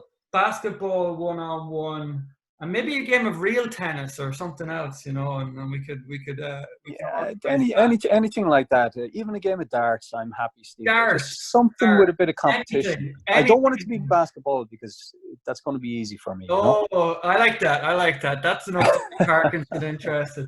All right, man. Listen, thanks a million again. It's been an It's absolute pleasure, and you're an it's been a absolute pleasure, legend, by the and way. hope to meet you face to face someday in Of the near course, future, Steve. we'll have a pint, man. Cool. Superb. All right. Always enjoyed. Bye bye. Talk to you later, dude. Bye bye. Bye bye. Cheers, man. Bye bye.